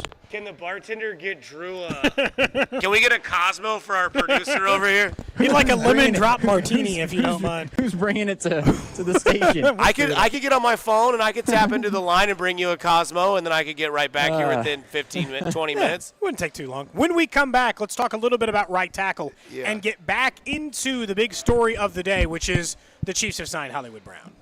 Cody and Gold, brought to you by Heartland Men's. Clear. The leader in men's sexual health. Thousands of men have been successfully treated for low T, ED, and more, all with discretion and compassion. Make your appointment at heartlandmenshealth.com. There is a back-to-back Super Bowl champion, and it is the Kansas City Chiefs. On your official broadcast partner of the Chiefs, 610 Sports Radio. We're the Hellsberg Wedding Band, and whoa, look at that ring. Boy, is she fancy dancing with that ring. Everybody checking her dancing with that ring. Disco ball on her finger, dancing with that ring. Honestly, nobody's dancing because they're just staring at that ring. For a great selection of high-quality natural and lab-grown diamonds and custom rings at a great price, visit a Hellsberg near you or Hellsberg.com and she'll be dancing with that ring. Ha! Okay, pull over, sit down, stop what you're doing because you're about to be blown away. I shopped Kohl's Friends and Family Sale and wow, I saved 20% with my coupon on really great picks for spring, like a cute dress for just $23.99. Plus I got my husband a polo for under $11, but that's not it. Then I saved 40% on Easter outfits for my kids and earned Kohl's cash. So, yep, it's official. Kohl's is the best. Select styles, 20% offer ends March 17th. Some exclusions apply. See store or Kohl's.com for details. FanDuel's putting the ball in your court for the rest of the NBA season. Right now, new customers get $200 in bonus bets with any winning $5 bet. That's $200 if your bet wins. You can bet on the NBA with a wide range of bet types, including quick bets, live same-game parlays, player props, in-game betting, and more. So visit FanDuel.com/610Bob. That's FanDuel.com/610Bob and make your first bet a layup. FanDuel, official sportsbook partner of the NBA and of 610 Sports Radio. 21 and present in Kansas. First online real money wager only. $10 first deposit required. Bonus issued as non-withdrawable bonus bets that expire 7 days after receipt. See terms at sportsbook.fanduel.com. FanDuel is offering online sports wagering in Kansas under an agreement with Kansas Star Casino, LLC. Gambling problem? Getting help is your best bet. Call 1-800-522-4700 or visit ksgamblinghelp.com. Congratulations to the Kansas City Chiefs. Another year, another Super Bowl. Did you know that the Chiefs won their Super Bowl in their first year of their partnership with Window World? And here we are, 5 years in. The Chiefs are a dynasty, and they're still going strong with Window World as the official window of the Kansas City Chiefs. Window World windows are one of 2 windows with a Good Housekeeping seal of approval, ranked number 1 in number of windows sold in the country by Qualified Remodeler magazine. In just over 20 years of business, they have improved the look and thermal efficiency of over 54,000 customers right here in Kansas City. So be sure to call this number, 816-799-0820. Learn more about the double-strength glass that gives a strength that's not commonly used in replacement windows. Learn more about their products that are not only durable, but offer security, beauty, and energy efficiency. Give my friends at Window World a call. That's 816-799-0820. 816-799-0820 to learn more, or also go on the website, windowworld.com. So I'm about to head out of town again, and anytime I'm getting ready to pack, I remind myself what I don't have to pack anymore, which is nice, not to think about contact lenses, contact solution, my glasses, all of that, something I used to have to deal with when I was traveling, which was kind of a pain in the butt. Not anymore, thanks to DuraVision, thanks to SBK Advanced LASIK, a procedure I went in for just 2 days after my free consultation, where they put together a specific plan that fits my vision goals going forward. And now I just wake up. I don't need glasses. I don't need contacts. And I don't need to deal with that packing when I'm forgetting contact solution, because that's something I used to do. I used to forget the contact solution. I'd have to run to the store while you're on vacation. You don't want to waste your time dealing with that. And you don't have to live that way anymore if you go in for that free consultation. 913-491-3330. That's the phone number to call up DuraVision, 913-491-3330, or go online to DuraVision.com and make your life easier and perhaps get rid of those contacts and glasses as well. At LL Flooring, we've been a trusted partner to pros for over 30 years. With over 400 nationwide warehouses full of in-stock, job-ready inventory, you'll get what you need. And our exclusive pro pricing means that pros never pay retail. Because at LL Flooring, all we do is floors, so we're going to do it right. Sign up for a free pro account today to start getting pro benefits. LL Flooring, every step covered. eBay Motors is here for the ride. 120,000 miles of night drives, daily commutes, and who knows how many. Are we there yet? Through countless fixes, elbow grease, and a new radiator, you kept your ride alive. With eBay Motors, you have over 122 million parts to keep it running. And with eBay Guaranteed Fit, they'll be the perfect fit every time. Plus, at these prices, well, we're burning rubber, not cash. Keep your ride or die alive at ebaymotors.com. Eligible items only. Exclusions apply. Not all water heaters are made equally. Some can be temperamental.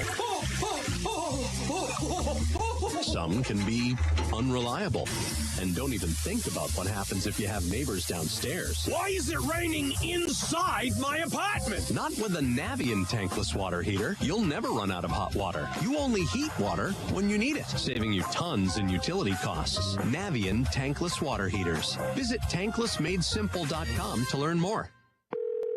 Thanks for calling Discover. This is Gabby. Hey, Gabby. It's Jennifer Coolidge. Hi. I'm so glad I reached you at 2 a.m. Oh, of course. Anyone with a Discover card can call and talk to a real person 24/7. Now, how can I help? Yeah, I used my Discover card to buy these yellow pleather pajamas, and I'm just not sure I'm pulling them off. 24/7 U.S.-based customer service. It pays to Discover. Limitations apply. Learn more at discover.com/credit card. O'Reilly. Need a little help? O'Reilly Auto. Got about a minute left. Need advice? We've got advice. No matter what you need, we have thousands of professional parts people doing their part to make sure you have it. Exceptional customer service. Just one part that makes O'Reilly stand apart. The professional parts people. O'Reilly Auto Parts. The 610 Sports Radio phone line is brought to you by Onder Law Injury Lawyers. Visit getjim.com. Brought to you by Gomer's. 5 locations in the KC Metro or shop online at gomers.com. Gomer's has all you need 10 to seconds. celebrate St. Patrick's Day. Voted KC's #1 liquor store, we strive to be the best in price, selection, and service. With 5 locations in the KC Metro or shop online at gomers.com. Chiefs Kingdom. This is Mitch Holtis, and welcome into the Chiefs Red Half Hour on Cody and Gold. Every day at 11:30 on your official broadcast partner of the Chiefs. Oh, you're live. 10 Sports Radio. Cody Tapp, Dusty Likens out here at Power and Light, where no other pub is. It's already 11:30. Mm-hmm. And they're already getting everything set up. You can see I saw the beer pong table getting set up. Yep. They got shuffleboard. Bags. They got bags. Do you call it cornhole or bags? I was always bags, but I'm open to Cornhole. whatever. Okay. They've got bowling. They've got darts. What is your favorite bar game, by the way? Golf simulator in the back. Do they have a golf simulator? Mm-hmm. Wait, hold on. An actual sim? Yeah. Oh. It's some sort I'm of jealous. golf game. I've already peeked around. I saw it, and then I had to come back over here because I've kind of tight pants on, and I don't want to expose too much. Are you wearing the chubbies?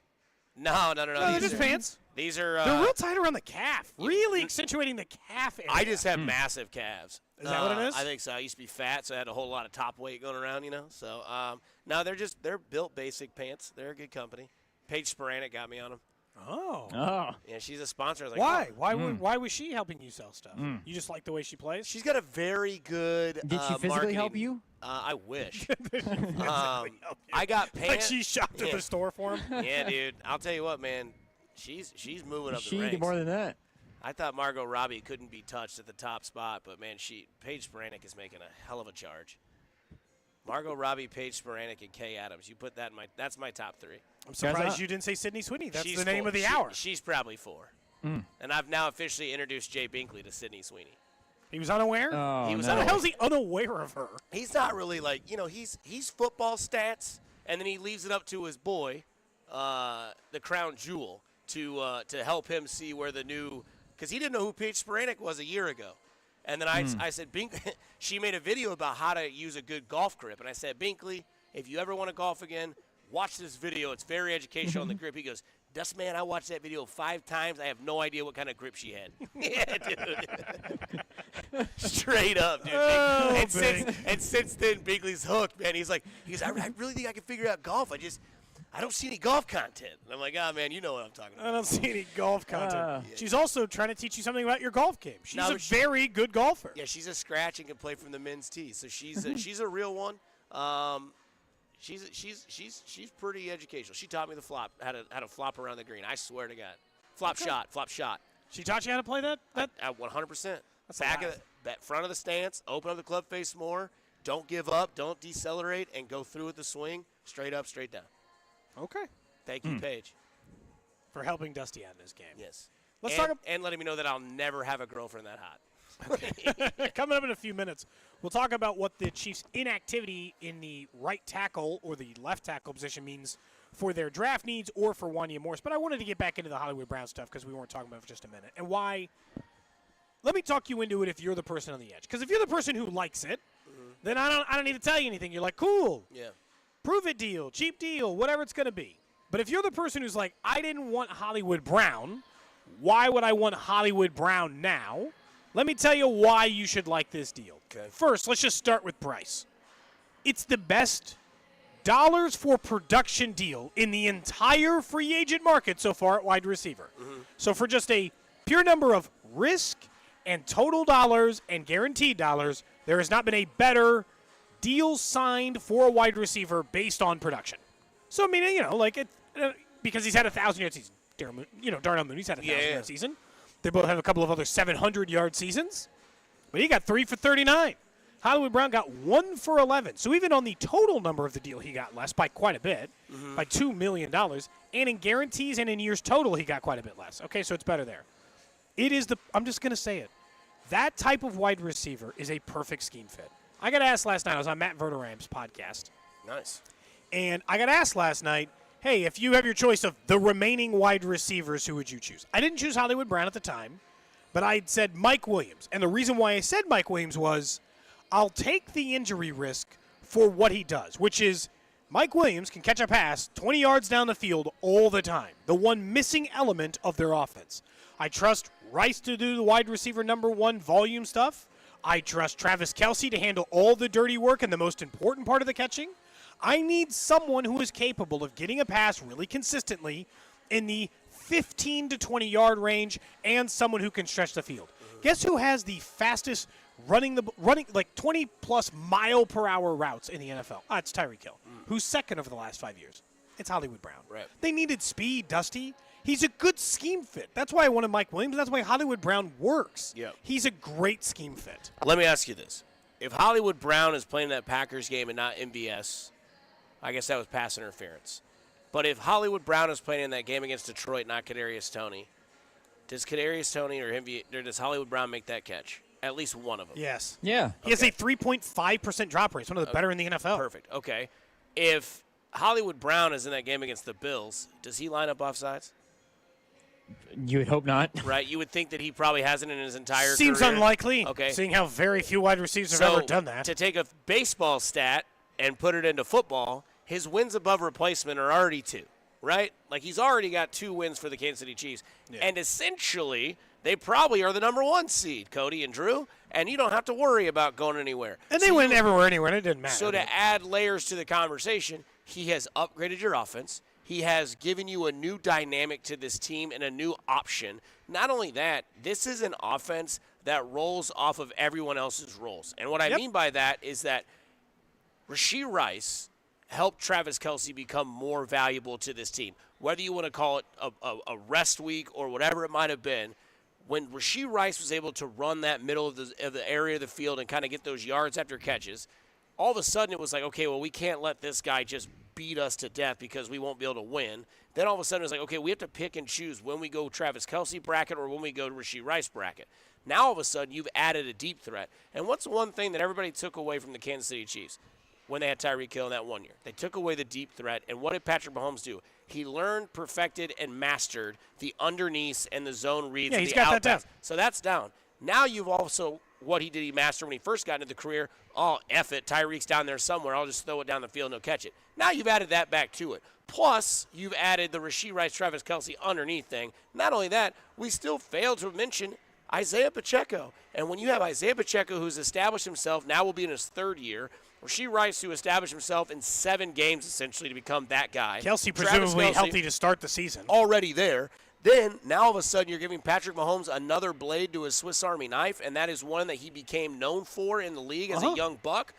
Yeah, dude, I mean, I don't understand why you would ever be against this contract or this signing, because he was one of the names that when Kansas City Chiefs fans were fishing for free agent wide receivers, yeah, you were in la-la land if you were Mike Evans, Mike Evans, even maybe Cal Ridley, which is maybe just your hindsight is kicked in there, and Michael Pittman Jr. But the other names that you were starting to look at was like Curtis Samuel, Darnell Mooney, Hollywood Brown. Those guys kind of make sense.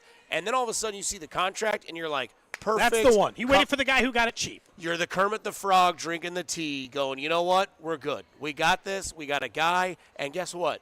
You don't have to worry about next year putting too much pressure on a guy like Sky Moore or a guy like Kadarius Toney because they were irrelevant in the last 5 games of the season. And guess what? Now you've added someone who's better than them, and it's not even close. They will continue to stay irrelevant, and they will have a minor role that will make them kind of think, okay, maybe that's what we need from Sky Moore. So, again, this makes everyone better on the offense. This was 2 years. This is what's easy to forget because the Chiefs had to win it a different way this year because of their defense, and who cares? They're back-to-back champs. We don't care how they won it. Yeah. 2 years ago, they were the number 1 scoring offense in the NFL. I'm going to give you the top 3 leading receivers, and you know that Travis Kelce's older.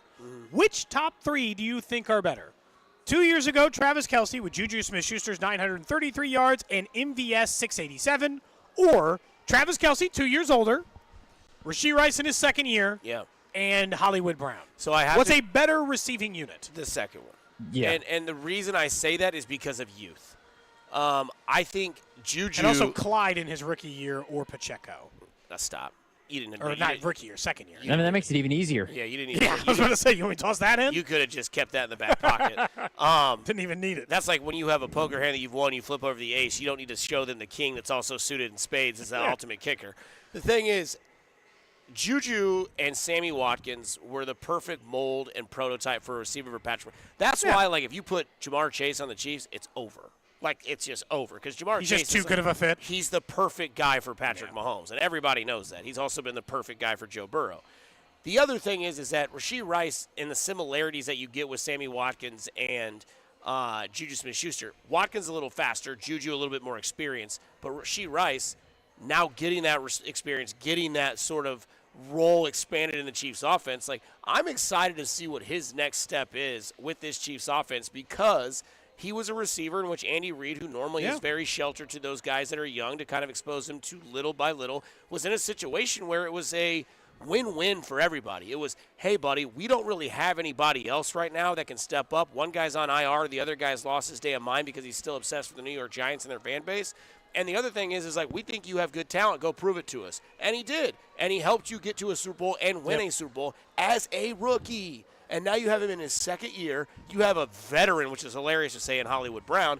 And then you have a Pro Bowl tight end in Travis Kelce. And who's orchestrating the entire thing? Patrick Mahomes. So MVS's best year in his career is 693 yards. Was that with Rodgers or was that with Mahomes? That was with Rodgers. Okay. His best year in Kansas City was 687, exactly the same. Okay. So Hollywood Brown has a 1,000-yard season under his belt. Correct. And 2 other seasons over 700 yards. Yeah. One over 800, right? And so his quarterbacks have been Lamar Kyler was Jackson good. and Lamar, Kyler, those are good quarterbacks. He wasn't out here getting But Mason MVS Rudolph had Rodgers and Mahomes. So I think more importantly, he was in the 16th highest pass rate offense and the 17th highest pass rate offense on average over the last 5 years versus the Chiefs, who have been number one. Number one. And Hollywood Brown, for a majority of those years we're talking about, was the number one option. Yeah. He got the number one corner. He got the number one focus. He was the problem for it. Now, in this situation, he gets to run free against corner number 2, 15 yards down the field. It's just a fit. Like, if you needed to be talked into it, I'm happy to do so. But it is simply just a fit. That's the case. If you missed the news earlier today, the Chiefs, or yesterday, they signed Hollywood Brown. I want to get into the Chargers a little bit later on in the show because where do you want to start? I mean, they're dead. They're dead in the water for this year. Not unless they just have an absolute banger of a draft. Which they could. And that the news today is that Aaron Donald is retiring after 10 years. That's what's trending early. But now we're at the stage here where we're like, all right, what's next for the Chiefs? Right. What do they do next? Yeah. Not what Veach has already done. We can gush more about him later. And to give a little bit of the Hollywood Brown sort of thing from Chiefs Concerns on Twitter, he only missed 10 games in 5 seasons. He's had a career drop rate of 3.6%. He was drafted into an offense that passed it 20 times a game. He was a 1,000-yard receiver in a boring, non-creative Greg Roman offense. By the way, you know where Greg Roman's at? Chargers. Thank you. He played with Arizona for 2 years and had more games with Josh Dobbs and Colt McCoy as his QB1 Kyler Murray. His contract with Kansas City is a bargain. Very good tweet, very good facts if you want to be on the side that we were just talking about, Yeah. the pro Hollywood Brown signing to the Chiefs. So, again, drop rate. What was the number one problem for the Chiefs receivers last year? Drops. What was another one? Consistency. Josh Dobbs, Colt McCoy. Those are your 2 quarterbacks, and there are 4 that you played with in your career, and you played with most of them over Kyler Murray. That's why he only had 7 touchdowns in 2 years for the naysayers that say, well, he doesn't score. Colt McCoy and Josh Dobbs. So the question is now what's next? You know, like what do they do Back now? to Do they number go one. after a left tackle? Is that the next move in free agency? Yeah. Do they trade L'Jarius Sneed here soon? Do they hold on to him? Because right now, the lack of interest, it seems like so far in left tackle, makes me think they're fine with Wanye. But they also didn't sign a wide receiver until yesterday. Right. I feel like that had to be priority number one. To me, I think over the next 72 hours, the Chiefs will either sign a veteran left tackle to complement the rest of this unit, or they're telling you they're fine with Wanye or whichever tackle they take in the first round of the draft. Yeah, 'cause I think they're tipping their cap over the next 72 hours. They did exactly what you wanted. They brought back Noddy. You were saying that yesterday. I think they're like, I really wanted to bring back Derek Noddy. That's who I'd like to see. Or Mike Dana, I'm sorry. Mike Dana. You want to see Mike Dana. You're like, I want to see them. Noddy came back, and it's fine. He hasn't been all that good, but he also costs nothing. So By the way, Kyler Murray is winning Twitter today. Aaron Donald announced his retirement, and Kyler Murray's response was, thank God, in all caps. Honest to God, I think he means it. I don't even think that's a joke. I think he means it. No, 100%, man. Small quarterback in that division. Jesus. Yeah, dude, I'm out. You're no longer in the NFC West. All right. Aaron Donald is literally twice the size of Kyler Murray. Yeah. Like, he might be twice as tall and twice the weight. He might be 3 times the size of Kyler Murray. Cody, I think that the whole conversation about the wide receiver position plays into their flexibility at offensive line, where they can draft a guy at 32 and feel like they're okay, where you can have Rasheed and Hollywood Brown as your number 1 and 2, and then get a guy at tackle if you want to go that. That's the only reason I would say maybe Wanye's not exactly the guy yet, because if they know they can get a tackle at 32, he's going to play. Maybe that's the direction they go. Well, that's the math we did earlier, man. I mean, let's say 4 quarterbacks in the first round. They're saying 8 wide receivers. I mean, you can. It provides them You can flexibility. probably get like the 3rd best tackle at pick 32. Or if you trade Snead, maybe you get the 2nd best tackle at 21. Yeah, because Drew, how many quarterbacks do you think go in the first round? Probably at least 4, maybe 5, and then how many receivers go? I'm with Bink. I think about 8 go, and then the offensive line's a good. Offensive line. There could be 6 offensive linemen drafted. Boom. In the first round as well. Can you get? I know that this is on the spot, and normally you just wait for the sounder. I feel like this is a great time for a mock draft here pretty soon, Drew. Oh, you want later on in the show? Can we get the mock draft sounder out? Yeah. Let us know what they're thinking about the other teams. All right. Sure. Also, Drew, Mr. College guy, can I ask you a quick out of nowhere question? Sure. Can you rank these all-time Pittsburgh players in order from 1 to 3 for me? Yeah. Dan Marino, Larry Fitzgerald, Aaron Donald. College career only. No. NFL career. NFL career. Okay.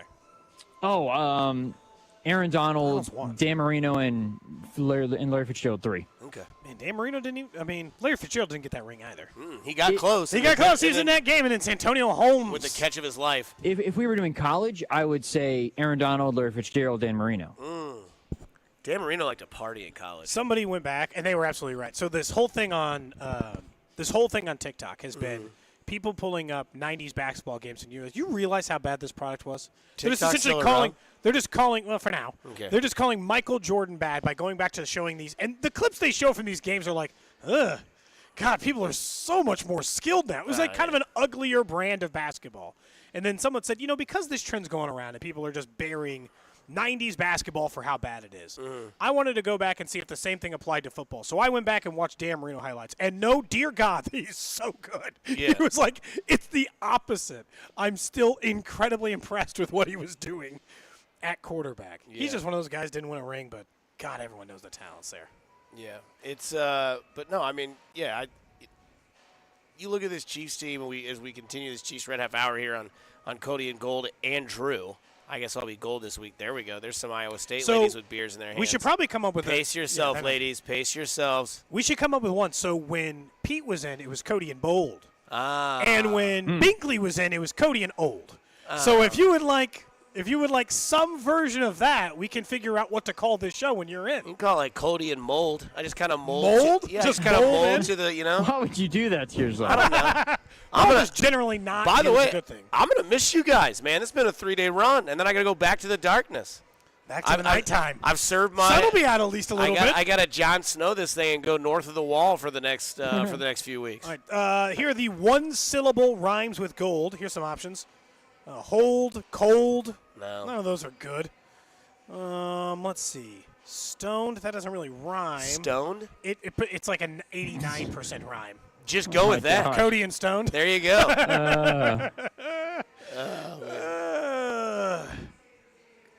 God. I mean, that might be the best one. I'm not going to lie, man. Because I don't think. Cody and Stone. Hey, man.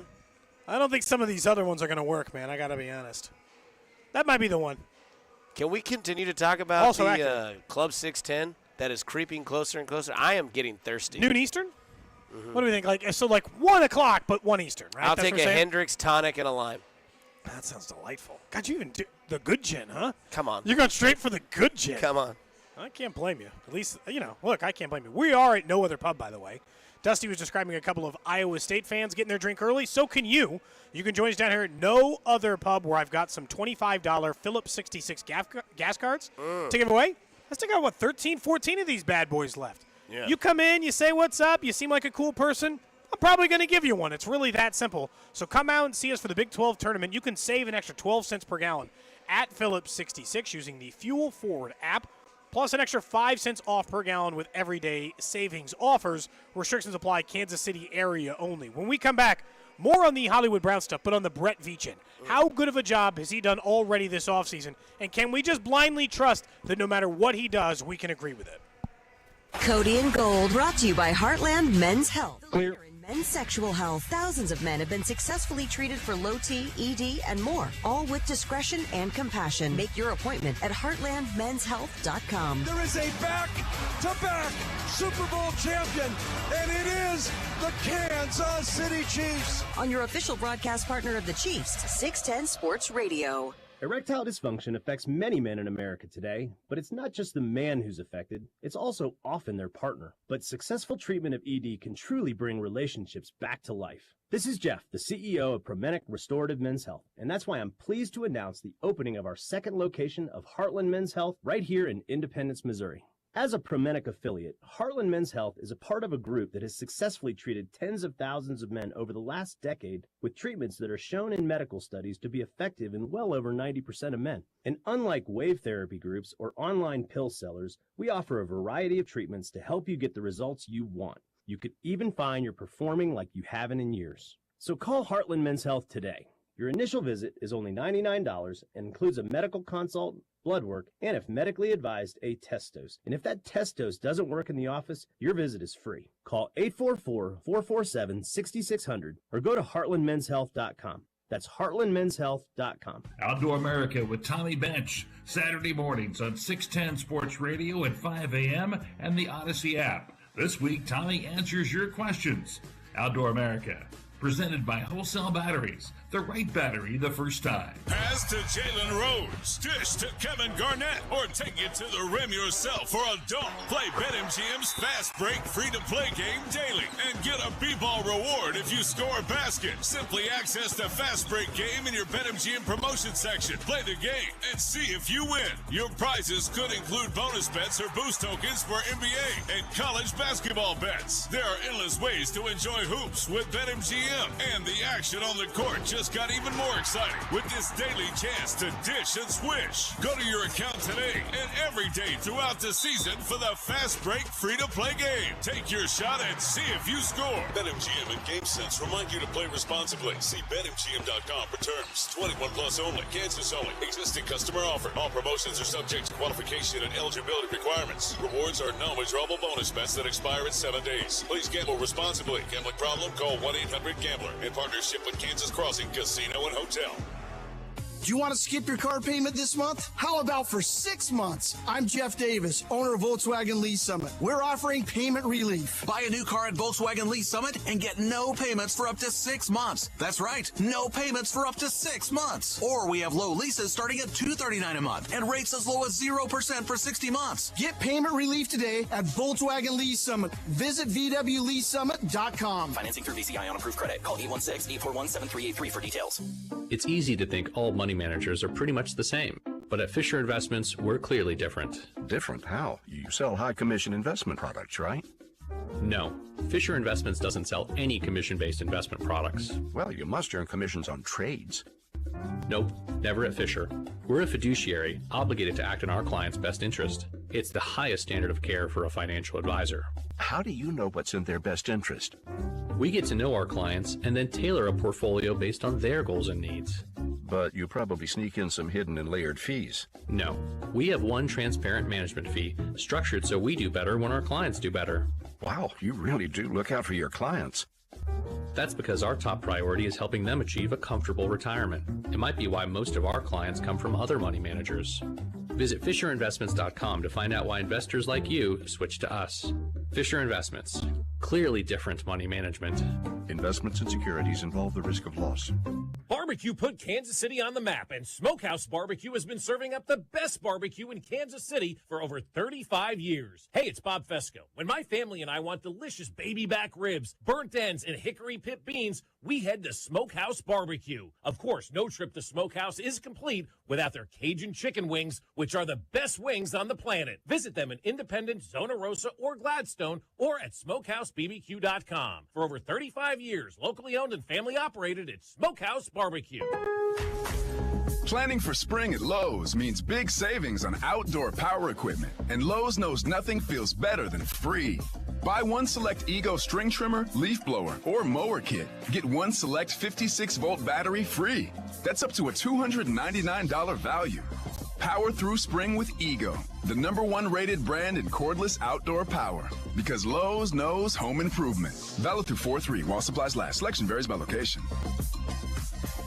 This March, Wendy's is fueling the madness with amazing deals on their hamburgers made with fresh, never frozen beef. Like a juicy Dave's single for $1 and a fresh $2 Dave's double with in-app offer. It's such a good deal, we wrote a little ditty about it. Get it for $1. Dave's single, order in the app. Dave's single, get it for $1. Choose wisely, choose Wendy's, official hamburger March Madness. Limited time offer. Participating U.S. Wendy's. See offer details and redeem at Wendy's app. Account registration required. Fresh beef available in the contiguous U.S. and Alaska. Purchase new wiper blades from O'Reilly Auto Parts today and we'll install them for free. See better and drive safer with O'Reilly Auto Parts. O'Reilly Auto Parts. Do you have an invention idea but don't know what to do next? Call InventHelp today. We have representatives nationwide who will explain the InventHelp process step by step. Over 10,000 patents have been secured through InventHelp's patent referral services. The InventHelp databank includes thousands of companies who have agreed to review new ideas. We've been helping inventors since 1984. Let's help you next. Get started today. Call 1-800-217-4380. That's 1-800-217-4380. Again, 1-800-217-4380. Always find what you love at Total Wine & More. With so many bottles to choose from at the lowest price, it's easy to find your favorite Cabernet or a new single-barrel bourbon to try. With the lowest prices for over 30 years, find what you love and love what you find at Total Wine & More. Spirits not sold in Virginia and North Carolina. Drink responsibly. B21. You're listening to 610 Sports Radio from the Mission Plumbing, Heating, and Cooling Studios. Coming back here in 10. Thursday night starting at 6 o'clock. 610 Sports Radio. KCSP Kansas City. WDAF HD2 Liberty. Always live on the free Odyssey app. What's trending? All right, let's check in on the hot topics trending. You're hot. Number one on What's Trending, if you missed the news yesterday, which at this point, I don't know how you did. Hollywood Brown signed for the Chiefs 1-year, $11 million deal, 7 of which was guaranteed, according to the reports last night.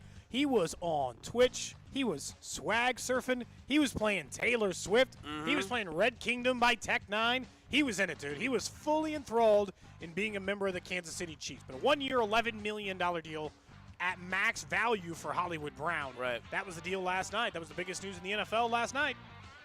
Also, what's trending, if you missed the 30 minutes prior to that commercial break, Yeah, no kidding. Aaron Donald announced his retirement after 10 seasons. He is no longer going to be tormenting quarterbacks in the NFC, let alone the NFL. He will be eligible for the Hall of Fame in 2029, I assume. He will be there on first ballot with a gold jacket, and everything will be just fine, as you will have now in one Hall of Fame class, the best defensive tackle and the best center in the NFL's history will go into the same year. Donald and Kelsey, pretty solid duo to go into the NFL Hall of Fame. I'll give Kelsey the better speech, but yeah, Aaron Donald had the better career. I don't know, man. Aaron Donald might bring it, dude. 8-time All-Pro, 3-time Defensive Player of the Year, and a Defensive Rookie of the Year. The only 2 times he did make All-Pro. Yeah. His rookie season, not first-team All-Pro, he made All-Pro. Yeah. First-team All-Pro was his rookie season in the year in which he only played 11 games in 2022. Is that good? That's it. It's the only 2 seasons he didn't make first-team All-Pro. That's a Fesco comment. I apologize. That's fine. We forgive it.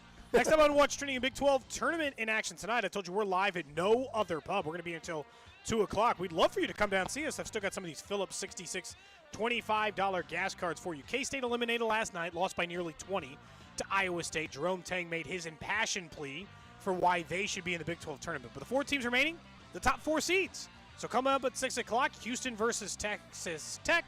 And then at 8:30, we'll get Iowa State and Baylor. Remind you, Iowa State fans, I've already seen beers in their hands. It is noon. Yeah. Their game is at 8:30. How do you pace yourself to handle that, or is it just different the way you drink up in Ames? I don't know, man. I mean, I've got a couple of strategies I can give you on how to pace yourself all day, Water. but I don't know if they should be told on the air. I'm just kidding. No, you stick with the light beer early. You get it. So what time does Iowa State play tonight? You just said 8 8:30. o'clock. They got 8.5 hours. So man. what you do is you start at noon and you have your cocktails and your fun. Then you go get your food at like 4 o'clock. Eat an early big slow down dinner. for an hour and a half. You then do your little walk around P&L. Yeah. You kind of burn a little bit off, and then you go right back at it and do it again. And make sure you drive home safe and get home safe. I think you got to stick with first buzz. Don't get on your ass. Yeah. Cool it for a couple of hours. You're right. Yeah, Get a there's bite to eat plenty and of then go. food options down here to where you can get a nice little healthy gut going in, and then you can go to the courtyard, get all jacked up again, and do Head your into thing. head into the arena. Right. Also, it's trending. K-State was eliminated last night. If you missed, No, we just did that one. Oh, we did. I'm sorry. Next one. I'm on the wrong side. I'm popcorn reading in You're middle number school 4. again. Yeah. The Vikings, they traded with the Houston Texans to get to pick 23 in the first round. Is it worth it if you're them? So they have pick 11 and 23. Let's Yeah. say they can get themselves to 6 and they get the third quarterback. Correct. Or fourth quarterback off the board. Is it Yeah. worth it for the fourth quarterback off the board? I don't know. For the fourth? Like, is it? Can you just announce you're going to go get Justin Fields? Can you stop dragging us through the mud? Go get him.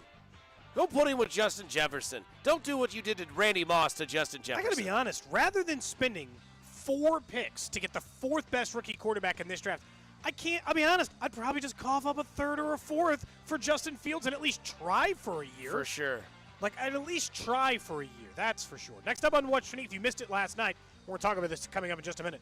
The Bears have traded for wide receiver Keenan Allen late last night, which means they now have Keenan Allen and DJ Moore, and that the number 1 wide receiver for the Chargers right now is Quentin Johnson. So a lot to get into with the Chargers, but this is a good move by the Bears. You got to surround Caleb Williams with talent. You signed DeAndre Swift. You've got Keenan Allen. You've got DJ Moore, and you still have you still got some other decent, reliable picks to go with him. Nobody thinks they're going to go back on Justin Fields, right? These are all for Caleb Williams. Correct. Yeah. It is what it is. Yeah, no doubt about it. And finally, what's trending? The college football playoff agrees to a new contract with the 4-letter network, that being ESPN, $1.3 billion a year, and that starts in 2026 and goes through 2031. So when it's over, the new stadium will be open in downtown Kansas City. If that's not a jab to throw there, I don't know. $1.3 billion a year. But sure, Saban can go in front of Congress and be like, Stop these it. kids and their money. Stop it. All they care about is money. You're just going to make Drew mad. The whole sport only cares about money. Why can't the kids? No, I just think that you should also give Saban the credit. only people. You should give Saban credit for being being somebody who wants to change the thing instead doesn't of wanna being like change Greg Sankey and is complaining about, oh, the SEC doesn't have enough people. It's good to get 15 SEC teams in instead. If your argument is Sankey also sucks, I agree. Okay? Like, I definitely think he sucks. I think Saban wants to be a part of the change. It's just nobody wants to fix the sport. It's because everybody, like Greg Sankey and everybody making the decisions, wants to keep making more money, and we're shifting closer and closer. And you said, you were given the figures earlier, I think, Cody. The Big 12 is making the 4th least, or the 4th most amount of revenue in this. They're making less than the ACC is. Yeah, by a small percentage, but they're making less than the SEC, quite a bit less than the Big 10 and the SEC. Yes. Which is a big problem. That's what's trending here on Cody and Gold. Don't forget, our Big 12 tournament coverage on 610 Sports Radio is brought to you by Twin Peaks, Eats, Drinks, Scenic Views. But no, I feel like the 19-year-old making like $800,000 should be the last person we're worried about fixing college football. Maybe everyone else, Maybe the 4-letter network you mentioned. Maybe the league commissioners. Maybe the head coaches who make $20 million a year. Before we start, it seems like they're worrying about the smallest problem first. I don't remember which teacher taught me this. It was probably early in journalism school or something. Or even when you're learning the board, if you're trying to learn how to produce something physically. Trying to solve this, the biggest problem in the world, that's not going to do you any good. Right. You're what if we take care of the players? What are you doing? Yeah. You have massive systemic issues in your sport, and you're like, what if we try to fix the thing that's the least bit of the problem? Right. Yeah, it doesn't make any sense. No, they're just doing it backwards. That's my issue. Trying to piggyback on what's trending, the Players' Championship, which, I had to sneak that in. Wyndham and Clark is absolutely shredding the course today. He's at 6 under now, leads the tournament at minus 13. He's got a commanding lead. There are 3 other golfers at 8 under. Matthew Fitzpatrick, one of them, if you watch the full swing stuff. Rory's still yet to tee off. Scotty Scheffler at minus 3. He's also at minus 8. So 4 at minus 8. And then Rory and Scheffler, who will tee off here shortly, are at minus 7 of note. So the players going as we speak. And I haven't seen Wyndham Clark put a foot-long divot in the ground yet out of irritation. Did you see his shot yesterday? Oh, yeah. Where he just whipped that little blade from like the rough and then made it all the way up like within 6 feet to the pin. It was one of – there's probably 4 golfers on tour that can do that shot. He happens to be one of them in the right situation. Cody, 7 ladies all just walked into the bar, Iowa State fans, looking eager to get after it. No. I thought that's where you were going. I thought that's where he was going too. When you started. You guys are all wrong. That's the problem. Well, I mean, you're single. You can approach someone. I have got to do work. I am at my job.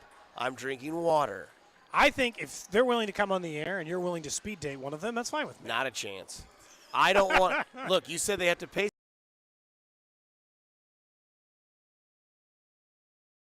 Unnecessary distractions to their day. If you spend an hour afterwards just hanging on talking to people, you could get yourself a speed date in 30 minutes. Did you hear Samantha miss the game tonight? What happened? She went with some guy to Lee Summit. Oh, well. This could be your Goodwill Hunting moment. He scores, right? This could be your Goodwill Hunting moment. I gotta they go had see a full court shot, but you got to go see about a boy. I got to go see about a man. Yeah. Well, you know? The day is young, my friend. You had mentioned this last night when we were all texting, and I think it's worth bringing up because we mentioned the Keenan Allen thing. Are the Chargers cooked? Yes. Are we all on the Chargers or cooked camp? Keeping Bosa and Mack, 2 oft-injured, less producing players, when healthy lately, over the, weapons for Justin Herbert when he's going to have to enter a new offense anyway. Right. That doesn't make any sense to me.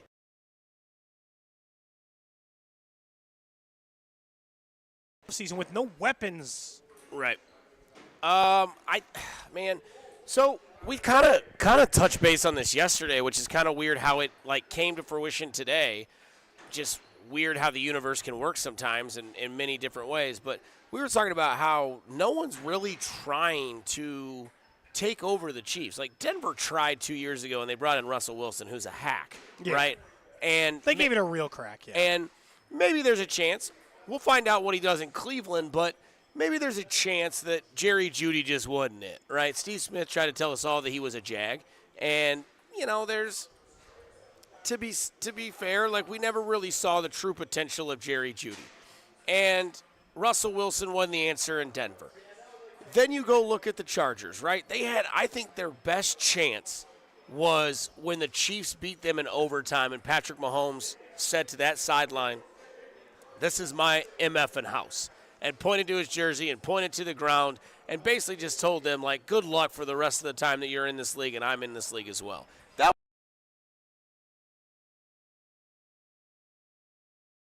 downward spiral. Staley was a joke. He wasn't going to get the job done. They've had multiple offensive coordinators. Kellen Moore's out. He's now in Philly, right? Remember when he was a hot head coaching candidate name? And he got the hell out of Los Angeles. That was a few years ago. Didn't want to be there. Not only that, you look at where Justin Herbert's at in his career. He's past the rookie deal, man. Yeah. It's over. And not only that, they were against the cap. They were so against the cap, they were going against the deadline, which reminded me of that kid that has to write a 4-page, essay in college, and it's due Monday morning, and he's had 3 weeks to write it, but he waited till Sunday night at 10 p.m. to do it. That's how the Chargers kind of attacked their cap space this year. And in that resulting, maybe not the smartest decisions, they restructure with Joey Bosa. They restructure with Khalil Mack. They let Mike Williams and Keenan Allen go. They did not re-sign Austin Eckler. They have Gus Edwards, and they have Greg Roman as their offensive coordinator, who absolutely poo-pooed the bed against the Chiefs in the AFC Championship game with the best running offense.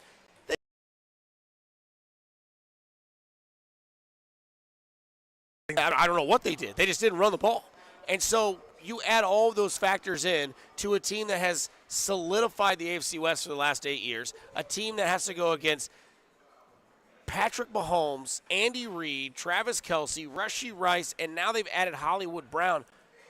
LA, what have you done? The Nothing. Raiders, what have you done? Nothing. Denver, you can't do anything. And so you look at all of this and you kind of put this whole thing together. You can almost guarantee that the Chiefs, barring any catastrophic injury,